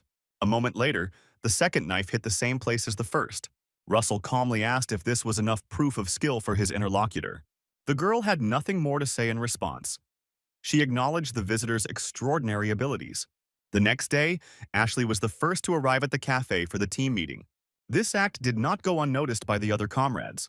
After yesterday, she completely changed her attitude towards Russell. One could tell that today she liked him in some way. His behavior resembled flirting. Everyone noticed this, even the knife master. While waiting for the rest of the squad, Ashley managed to coordinate with the academy management. Since this part of the work has already been done, it is time to discuss the details of the mission.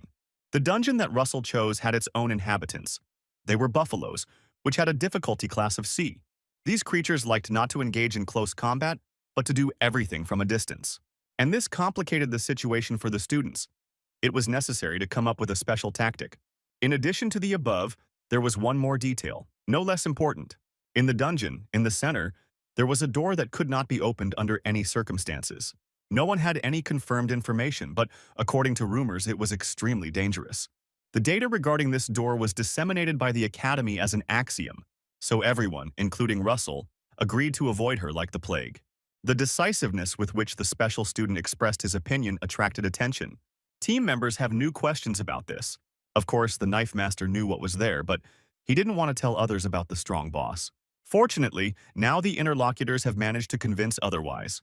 The guy knew that, based on the data he had, this gate could not be opened now. So there was no need to worry about the rest of the team, even for the girl who was constantly eating snacks. From talking to Ashley, Russell didn't pay attention to one little thing. Chloe disliked any girl he showed even the slightest bit of affection towards. But now the young man had no time for this. Someone was definitely watching them closely. It could be another killer from the auditor family, so the knife master was in no hurry to solve the problem. He had to wait for the right moment to understand who exactly had come for his soul. Very soon, the day of the dungeon raid arrived. For Wesley in the avatar body, this area was familiar enough that he could even say he hated it. But it so happened that even in this life, the local landscapes did not let him go. The bus stopped quite unexpectedly in the middle of the road. It turned out that they had reached a checkpoint. In order to pass, a reason with officially certified documents was needed. To be honest, Russell didn't find such methods entirely safe.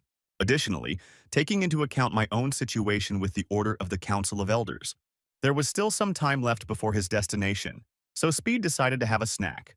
As the boy approached the team leader, he realized that he was too preoccupied to eat. Yes, I'm not the only one. Ashley didn't share the positive attitude either. The girl pretended not to care, but in reality she was watching the special student closely. He caused both delight and anxiety at the same time. The archer did not know what exactly he could do. Russell felt her eyes on him and it was a little depressing. He didn't want her to become like Charlotte. Chloe, who had slept well on the bus, was amazed by the views from the hotel parking lot. Russell imagined the entrance to the dungeon to be somewhat different. Everything around resembled a ski resort. The student prepared for intense battles almost from the start, so he stocked up on weapons. At Speed's request, the squad leader happily showed the contents of his bag, which was filled with knives. The collection was truly impressive, and knowing the skill with which the guy wielded them, one got the impression that he was preparing for war. Hiller did not contradict his comrades' views. On the contrary, he took them into account. The squad members did not waste time settling in, but immediately went to the entrance to the dungeon. Soon, a depressing landscape opened up before them. Large, strong gates, several barriers, and security. Apparently, the guards were in contact with the checkpoint because they knew that students from the academy were approaching them. Before entering, they had to write their names on a visitor form, a mandatory requirement. No oddities were noticed until Russell wrote his. One of the men started looking at the boy too closely. This pause lasted so long that all the others noticed the strange behavior of their comrade. With the thought that he needed to be more careful, the knife master entered the dungeon with the group. Perhaps one should have expected some grounds other than the obvious dangers. The young man knew that the auditor family could act in different ways, including faking an accident. They had been walking through the semi-dark tunnels for quite some time now. Ashley started whining about being tired. But the real reason for the girl's whining was boredom over the lack of sweet snacks. She literally lived on them like a car lives on fuel. Rummaging through his bag, Russell managed to find some small candy, which was better than nothing. Moreover, Cunning had its own reserves of sweets, which it kept for later. All conversation stopped when Chloe announced the approach of enemies. It was time to divide the responsibilities between the participants. Chloe and Ashley had to be guarded more carefully. The girls must face weaker monsters and save their strength for future fights. Ashley took out her bow and prepared to meet her opponents. This S-rank artifact made it possible to pass such dungeons without any particular difficulties for the group. But judging by the fact that the girl forgot to take care of the equipment, safety was in doubt. When the squad members reached their maximum tension, everything was resolved in an unexpected way. Ashley took out a chocolate bar and, taking a bite, declared that everything was fine. There was no time left for a serious discussion about discipline, because the monsters were already visible in the distance. The students dispersed to their starting positions, and the healer took out his flute. Chloe was the first to choose her opponent.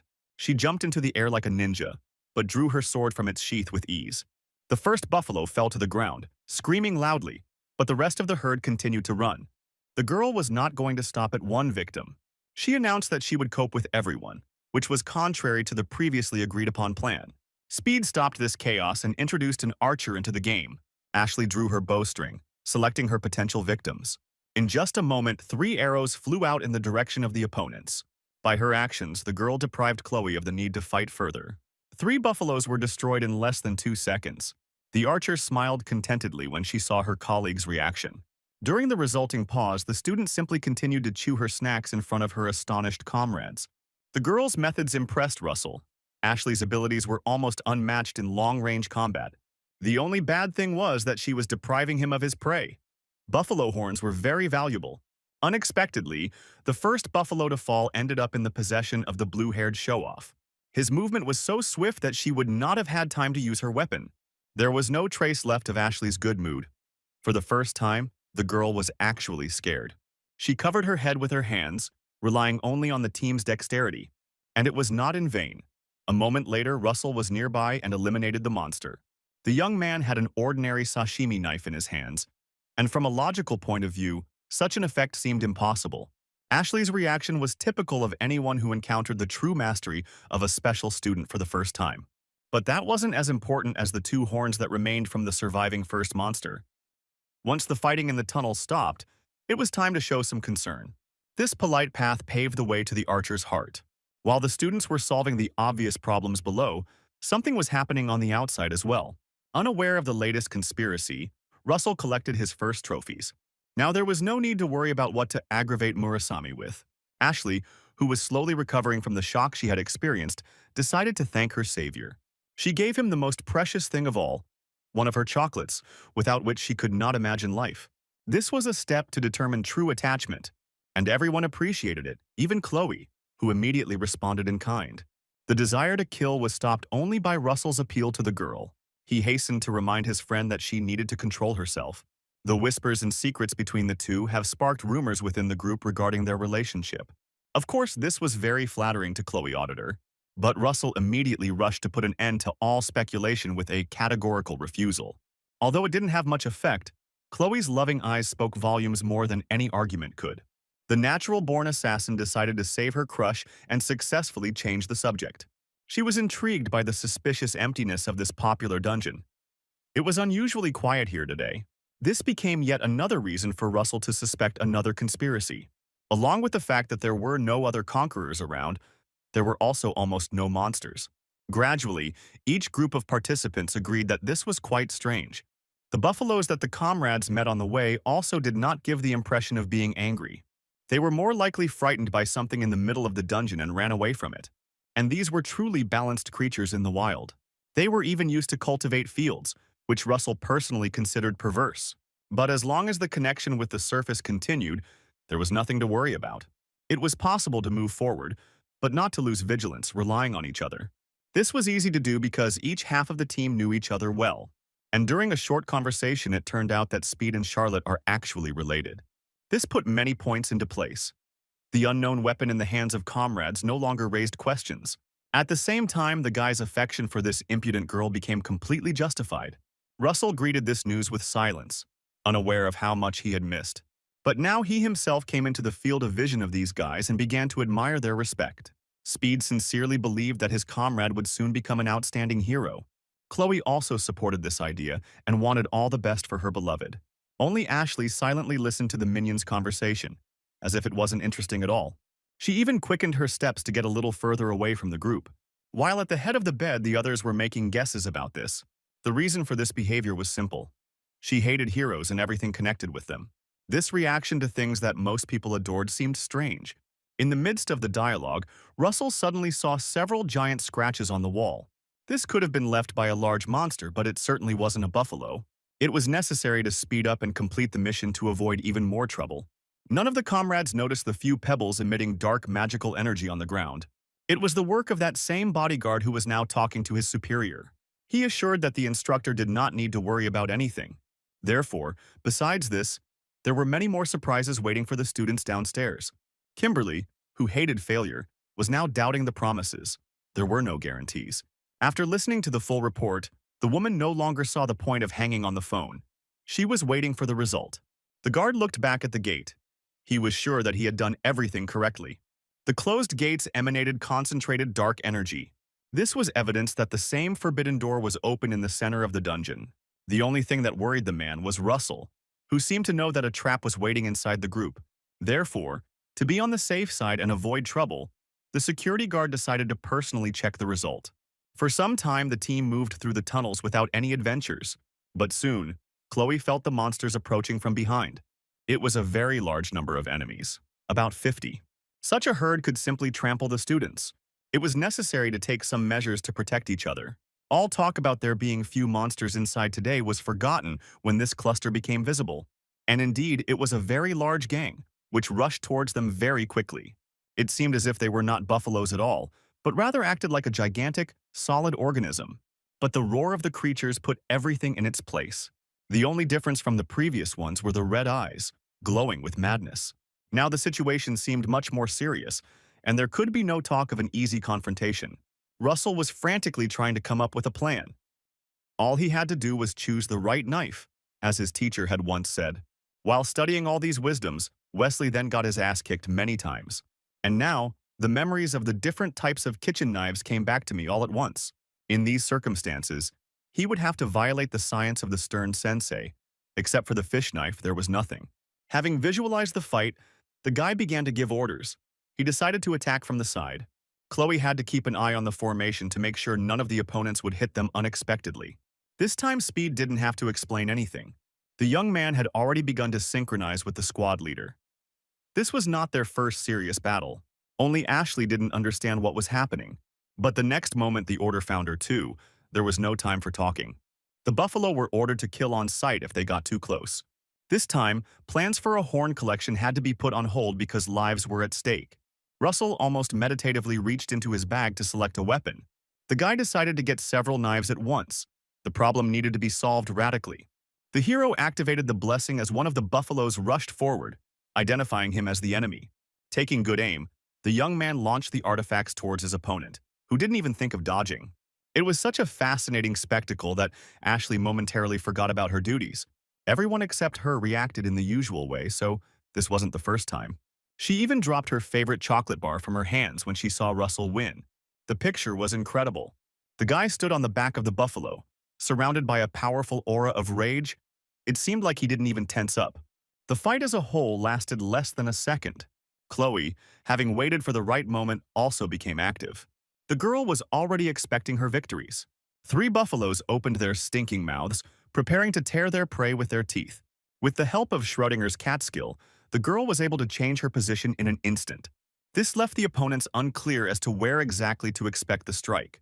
It was all over after a few sessions, and this time, without outside help. Russell, meanwhile, was not standing still either. He literally flew over the heads of the creatures, attacking them from the air. His knives flew without touching the ground, cutting through the weeds like butter. These moving targets did not seem dangerous to him at all, until one of the buffaloes, taken by surprise, appeared out of nowhere, cutting off his path. It was really unexpected and risky. Ashley and Speed watched the proceedings with tension. The second freak joined the first one. They attacked the guy from different sides, holding him in place. Eventually, after a few seconds, too many enemies had gathered around Russell. They formed a kind of dome, under which the student was buried. Ashley decided to act. She pulled the bowstring, confident that the leader would not be able to cope with the invasion. But, in just a moment, there was no trace left of the monsters. Russell was still completely unharmed. The girl forgot how to breathe from what she saw. She had never seen anything like this in her life. Without exaggeration, this special student of the Joaquin Academy was the best warrior of our time. The dangerous herd was dealt with faster than the boy expected. And the catch turned out to be quite good. A whole bag of horns became Russell's reward, which should be enough to improve the sword. He thanked the increased time of the painlessness blessing, and little by little the pain lessened its effect on him. Despite this personal success, Chloe was the most joyful of the team members. She was happy not for herself but for the guy, although she herself put in a lot of effort to win. Their pleasantries with each other again took up quite a bit of time. Speed, meanwhile, tried to satisfy the silent questions in Ashley's eyes. He reminded his friend that he had already spoken about the extraordinary power of the group's leader. She should believe it. But now, logical arguments were irrelevant. The archer admitted that she was in a state of shock. Now the girl has a goal: to find out the real identity of the special student. Speed couldn't help him with this, although he himself had made all sorts of assumptions more than once. For the healer, only one thing became obvious. A real hero was now standing in front of him, a legendary figure whose activities they were all fortunate to witness.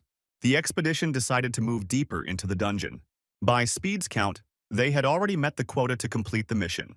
To be fair, Russell contributed more than 20 of the required individuals on his own.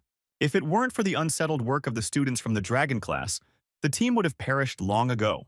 While chatting, the students didn't notice how they reached the main door of the dungeon. They were indeed huge, but the chains that were supposed to hold the entity inside were flying around. This indicated that there was someone on the other side who wanted to be released. Meanwhile, the guard reached the place where a herd of buffalo infected with magic stones died. All his efforts were in vain. The students easily destroyed the ambush. The scoundrel couldn't back down because he had a large debt, and this part-time job solved the problems. Kimberly found him and settled the matter by making the guard responsible for her.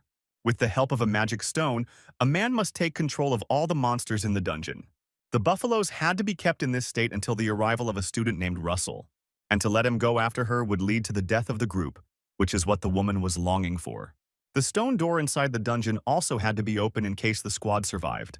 At first, the stranger's lack of principles struck the guard, but money was more important. He agreed to all the conditions and thus got stuck in this story.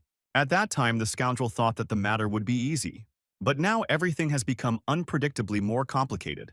He moved on, hoping that the dungeon boss would do its job by the time he got there. Since the chains did not hold the stone door, it could be assumed that someone had weakened it. This could have been done intentionally, and Russell understood this. The story with the dungeon looked suspicious from the very beginning. The gates could only be opened under the influence of the period's magic stone, so the ambush was obvious. It's time to think about what reward you can get for destroying the boss. The only problem the guy saw in this story was that he could no longer activate painlessness. This time he will have to fight despite the incredible pain. And Russell hoped that he would have time to do what was needed before the ugly woman finally woke up. But the opposite happened. The stone door was a diversion. In fact, the dungeon boss had already appeared behind them. The giant slammed his axe down on the floor, establishing his position. The frightened students stepped back, of course. None of them expected such a meeting. Russell only gritted his teeth harder. He remembered that the reward for defeating the boss was the transfer of the blessing. The giant monster was called a minotaur named Kauken and was of power class A. And, as if to prove that life could be worse, a large buffalo appeared on the right side of the monster. Then another one was added from the left. Both creatures were larger than all the previous ones. The situation seemed to be at a standstill. There was nowhere to run. The boss's apostate bulls stepped forward, preparing for a forced march. Everyone except Russell was trying to recover from the initial shock. They had never seen the monster hiding behind the door, so the young man worked on a strategy on his own. Luckily, this trouble was different from the previous one, because in his past life he had passed through this dungeon. Therefore, he roughly understood the Minotaur's weaknesses and was confident that he could handle him himself. This will be the best way out of the situation, despite the fact that you will have to endure terrible pain. There was no more time to waste. The knife master took up arms. He asked the healer to focus on non-painful pains. Speed replied that he could only fulfill the request within 2 minutes. It was much longer than with painlessness activation, but under the condition of full concentration. When the guys finally understood each other, it was time to involve the girls. Russell said that he would take charge, and they would deal with the apostates. The guy wanted his girlfriends to focus on the principle of ranged combat. That is, he placed the main responsibility on Ashley. The roar of one of the buffaloes became the signal for the beginning of resistance. The freak demanded blood. The knife master decisively activated the sword god's blessing. At that very moment, unbearable pain pierced his entire body. A terrible pain was racking his insides and was felt in the smallest parts of his body. Blood started coming out of the guy's mouth. Speed. Weapon tried his best to fulfill his part of the deal in good faith. And thanks to these efforts, terrible tortures could be endured to the limit of one's capabilities. Russell had no options for retreat. The dungeon boss had chosen him as an opponent. The knife maker can only rely on the skill he has acquired over the years. He flew around his opponent, avoiding all blows from the giant axe. It hurt, but the young man tried not to think about it, because saving the lives of his comrades was more important. It was up to him whether they would leave here unharmed or remain in the dungeon forever. Even Kauken's punch to the body was not so painful against the background of constant sensations. At the same time, Russell felt an extraordinary freedom, which was also blocked by the skill of painlessness before. This feeling seemed to take him to a new level of speed and concentration. This also added to the increased intuition and strategic thinking. The guy could literally see the enemy's next movements and plot the trajectory of his own movements. The Minotaur could only become even more angry in his attempts to catch the impudent thief. With each passing second, Russell's maneuvering abilities only increased. While the monster was destroying everything around him, he was turning circles around her to exhaust her. It seemed like the knife master was actually avoiding the fight, but that was not the case. He waited for the right moment. At one critical moment, Kauken dropped his axe on the boy and he disappeared into the smoke. The freak stopped, waiting for the results of his actions and hoping that the fight was over. But the Minotaur's efforts were in vain. The guy remained completely unharmed. Not only the dungeon monsters were amazed by the hero's agility, Ashley couldn't believe her eyes. While dealing with her target, the girl tried to watch Russell almost every second. In the students' understanding, only the greatest warriors were able to use everything around them to their advantage. For the first time, her theoretical ideas and knowledge were transformed into a concrete image of a person. The theory suddenly became an axiom, which meant that absolute power really did exist. It wasn't that difficult to deal with the apostate buffalo. She was willing to help Chloe if needed, but the boss was the main concern here. The girl remembered rumors that Keith had to use his aura to protect himself from some student. In Ashley's mind, All the pieces of the puzzle came together to form a complete picture. In front of her was a man she needed to stick to. And just a moment later, something interesting happened in favor of this strategy. The Minotaur completely lost control and made a mistake. He tried to attack the young man with his fist. What was once called the end fell to the ground, bleeding. At the same time, the student remained unshakably calm, as if this were a bread campaign and not a serious battle. Speed mentally screamed with delight. The guy was delighted. He was helping such a master. Although it was not easy at all, he also felt some of the pain that was being healed while everyone was struggling. Chloe also managed to kill her buffalo. It didn't take long. Although it could not be said that the matter was easy, the lack of experience was evident. She had been told since childhood that the most dangerous monsters were those that were closest to human form, so she could imagine how difficult the battle with Kaukan was. Meanwhile, the freak, enraged by the loss of full functionality of his hand, roared with rage. Unfortunately, the Minotaur was ambidextrous, so he easily intercepted the axe for the other end. By lifting it up, the monster thus made a statement about continuing the fight. In addition, real magic was now seeping through the artifact, and this was strange and suspicious. This led the students to think about the obvious help of dark forces. The freak got involved with his weapon at the cost of his own life, and from that moment on, the magical aura around him became almost impenetrable. Of course, the team wanted to help the leader, despite the risks to themselves. They firmly believed in his power. Kaukan completed his transformation and was ready for the final battle. Russell was barely holding on, exhausted by constant pain. And when the axe began to descend over him, the guy seemed to have once again entered some kind of augmented reality. Instead of dodging, Russell actually leaned forward. The young man tried to keep up with his opponent, although it was too difficult. He held his ground, trying to come up with a plan of action, even if it meant harming himself. The knife master felt that he could not break through the monster's defense, but he could not retreat either. This would mean that he was abandoning his comrades to certain death in a matter of seconds. This solution to the problem was unacceptable. The entire squad had to emerge unharmed from this dungeon. Ashley did not understand the reasons for the team leader's inaction. She believed that he was wasting precious time. But Russell himself had no time for this. He didn't care about the opinions of others. With his mind completely focused on his goal, the boy suddenly saw a clear solution to the problem. It was as if the system itself was telling him where to hit in order to destroy the giant monster. The young man's blade slowly cut through the magical matter. And although the process was slow, progress was still significant. Chloe remembered seeing this blue aura around Russell. This is what the full power of his blessing looked like. Kaukan, in his rage, had no intention of retreating, despite the clear and obvious threat to his life. And that is why the battle ended in his complete defeat. The knife blade cut the monster in half and its remains fell to the ground. Thus ended the conquest of the dungeon. It was an absolute victory.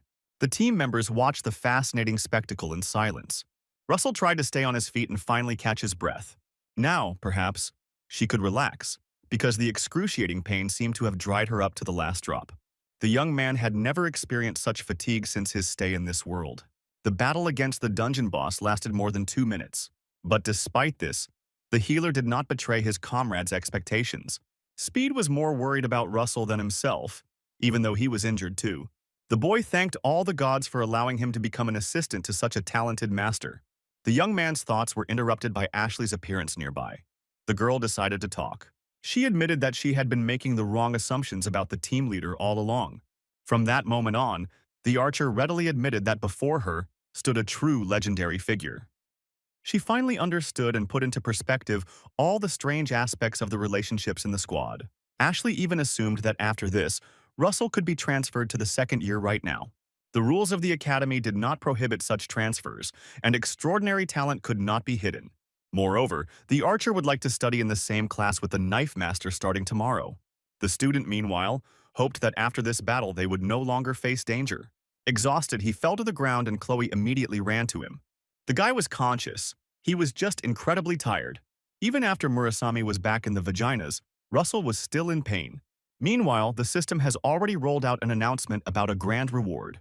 According to the script, Bruce is supposed to receive this blessing one day, along with an extraordinary level of development. The blessing of transmission was now in the possession of the knife master, completely changing the course of history. This news threatened the timing of the start of the Great War, and while Russell was thinking about how to avoid this, the guard reached the main hall of the dungeon. Since the guy himself no longer had any strength left, he asked Chloe to arrange everything as best as possible. The villain didn't even notice that he was trapped. The girl kicked the man into the ground. He had no chance of escape. The sword protruding from his thigh indicated that the spy was now a prisoner. Thus began the interrogation. Only Ashley and Speed have not yet fully understood the complexity of the situation. At first, the security guard began to pretend that he did not understand this attitude towards him at all. But this did not impress Russell. He was eager to find out the truth. Within a minute, the archer realized that the spy wanted them dead. The reasons remained unclear, but it was easily fixed. It is obvious that someone was guiding this scoundrel, promising him a reward for the murder. But the security guard was in no hurry to answer questions about the customer.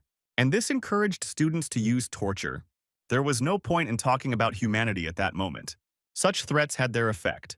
The man's tongue loosened and he told the whole truth. Information about the academy instructor and debts angered the boys. The guard immediately began to justify his choice, but no one cared. The comrades had already concentrated on the personality of the instructor from the Joaquin Academy.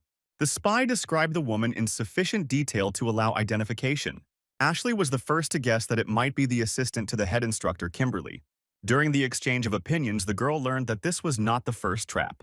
There was no longer any point in hiding the truth, because the archer had become part of the conspiracy.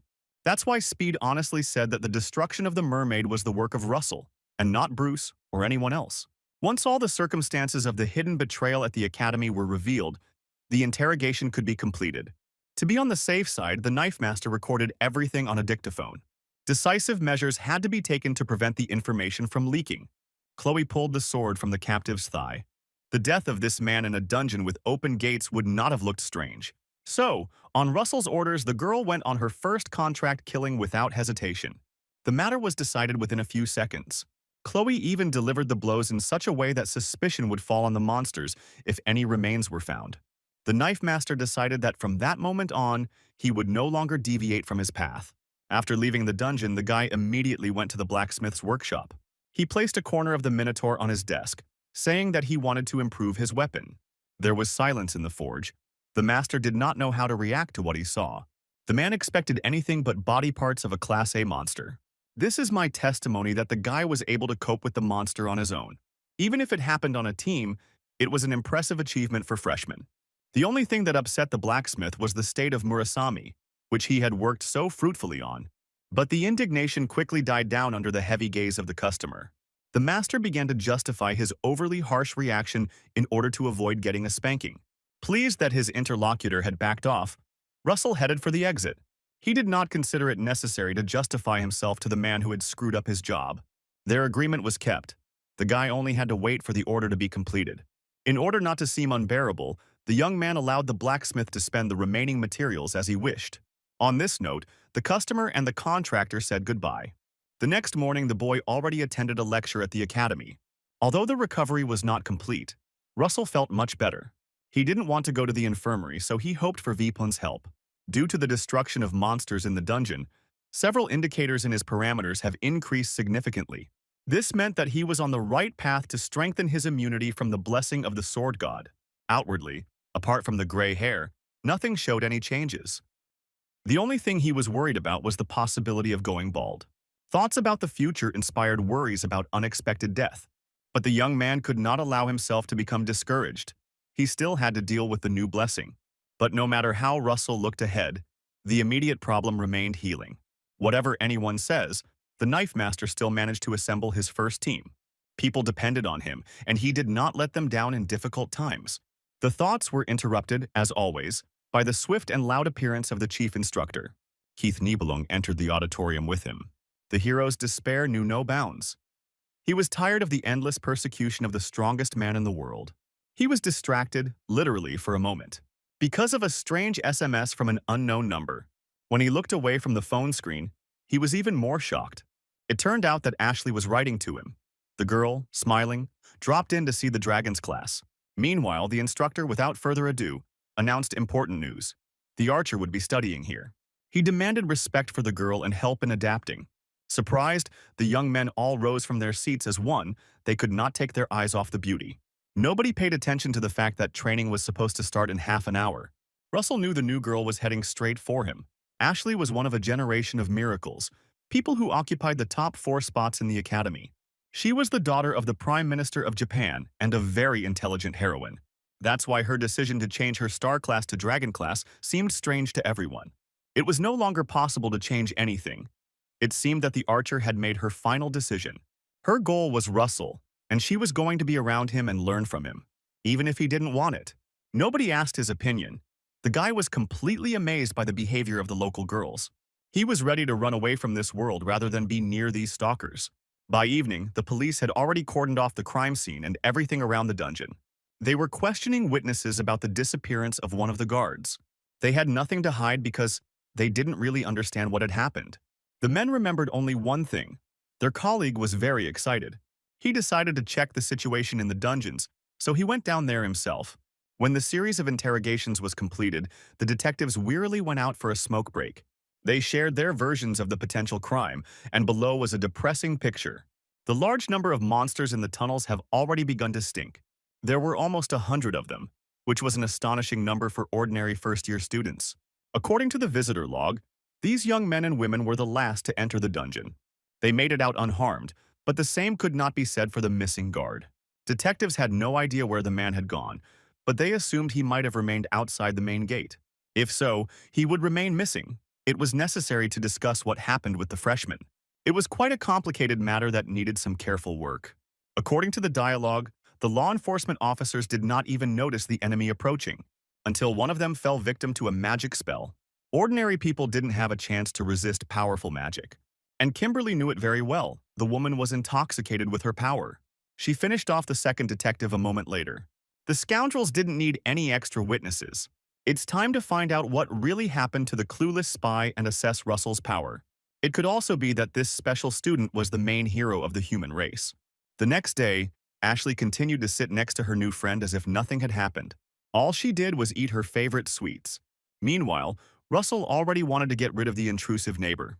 He even hinted that he was used to sitting next to Chloe during lectures. But it didn't have the effect the young man had hoped for. Ashley didn't give a damn about the customs and traditions that came before her. The strange behavior of the interlocutor gave rise to many questions in the knife master's head. He became interested in why she transferred from a prestigious class, but the hero did not have time to get an answer. The head instructor was planning to train outdoors again, so it was time to get ready. Unlike the others, Ashley had no intention of going anywhere. She was getting ready to take a nap. Within a few seconds, her carefree snoring began to sound from under the mask. Russell had the thought that he was jealous of the archers. She was free to do what she wanted. Meanwhile, in Star's class, Charlotte came up with a new way to provoke Annabelle. She started spreading gossip about Ashley and the special student. At first, the gossip girl's interlocutor hardly reacted to the news. The blonde didn't mean to appear so simple. She said that the archer was lucky because Russell's class was short-staffed. And most likely, Annabelle should be worried about Ashley's closeness to the special student. The latest news was that they were both members of a group that conquered one of the dungeons. According to Charlotte, passionate feelings could have arisen between the boy and the girl during this time. Gradually, the things her friend said began to really irritate Annabelle. She didn't like it when the blonde talked about her sympathy for Russell, although she often thought about him. Keith Nibelung's granddaughter could not admit these strange feelings even to herself. Now she wanted to dot all the I's and cross all the T's. She and the special student had almost no lines of intersection. The beauty did not want her name to be associated with any dubious romances. But Charlotte could not be stopped. She clearly saw what her interlocutor did not acknowledge. She wanted fair competition so that no one would accuse her of deceit later. Therefore, from the blonde's point of view, her friend needed to think about these words and listen to her heart. Now Annabelle's mind was occupied with her grandfather, who had unexpectedly decided to become an instructor. It compromised all the effort she had put into building her own reputation all along. More shocking news was that Kat didn't want to train the Star class. Grandfather aspired to become a mentor in the Dragon class, the one where Russell studied. He assured that his granddaughter had nothing to worry about. No one would connect them with each other. Despite these words, Annabelle had a different opinion. This situation looked too tricky. The girl began to feel that the strongest man in the world had chosen his viceroy in the person of the knife master. Of course, he was interested in such a talented figure that appeared out of nowhere. During his time at the academy, Annabelle's main rival has really changed a lot. Even Bruce, once considered a prime candidate for heroism, was now inferior to the boy in strength. At the same time, the representative of the strongest clan could not hate a guy with such a sincere heart. But envy took its toll. She was oppressed by her grandfather's many years of neglect, in contrast to such efforts for others. Charlotte's next sly hints finally forced the girl to explode. She jumped up from her chair and started yelling at the entire audience. Annabelle assured that she had no feelings for the guy. This time, my friend's reaction was very different from the previous ones. She seemed to finally take these words seriously and was glad to have lost her competitors. The lecture on the basics of blessing turned out to be quite interesting. The teacher explained that this gift was passed down from the being who gave it to him. This applied to all species. Despite the interesting discussion, Ashley continued to sleep. Russell had already begun to acquire this amazing ability. This girl could only be woken up by a chocolate bar. On the other hand, it seemed to the guy that she was pretending to be asleep just so as not to have to explain her transition. It was already Chloe's reaction when she saw a competitor in this audience. Fortunately, the girl was still in the hospital. Unexpectedly, the conversation turned to the blessing of the spirit. This was exactly the kind that the young man received for completing the dungeon. According to the teacher, such power was very rare, so critically little information was known about her. Most rarely, it was only the hero's blessing. The only person to receive it was Joaquin Valor, the same one who founded the academy. Here and there, one could find another opinion. Given the modern times, another person possessed this power. At the end of the lecture, Russell could not resist and decided to ask a question that had been bothering him for several days. Every time before using the sword god's blessing, he saw the same phrase in front of his eyes. He became curious about what these words meant. When he said the sentence out loud, even Ashley woke up from her lethargy. It turned out that the teacher didn't understand what was being discussed. But the man kindly agreed to study this issue together outside of class time. When the lecture was over, the guy had 15 minutes for a restorative nap, and he happily followed his neighbor's example. Almost instantly after he closed his eyes, the young man found himself in an unknown place. He was finally brought to his senses by a system notification about a request for communication. Gradually, the chaos began to transform into something more definite. It was a large display. The guy himself levitated in space among the remaining mechanisms. He was required to respond to a request to communicate with the game master. An interesting twist.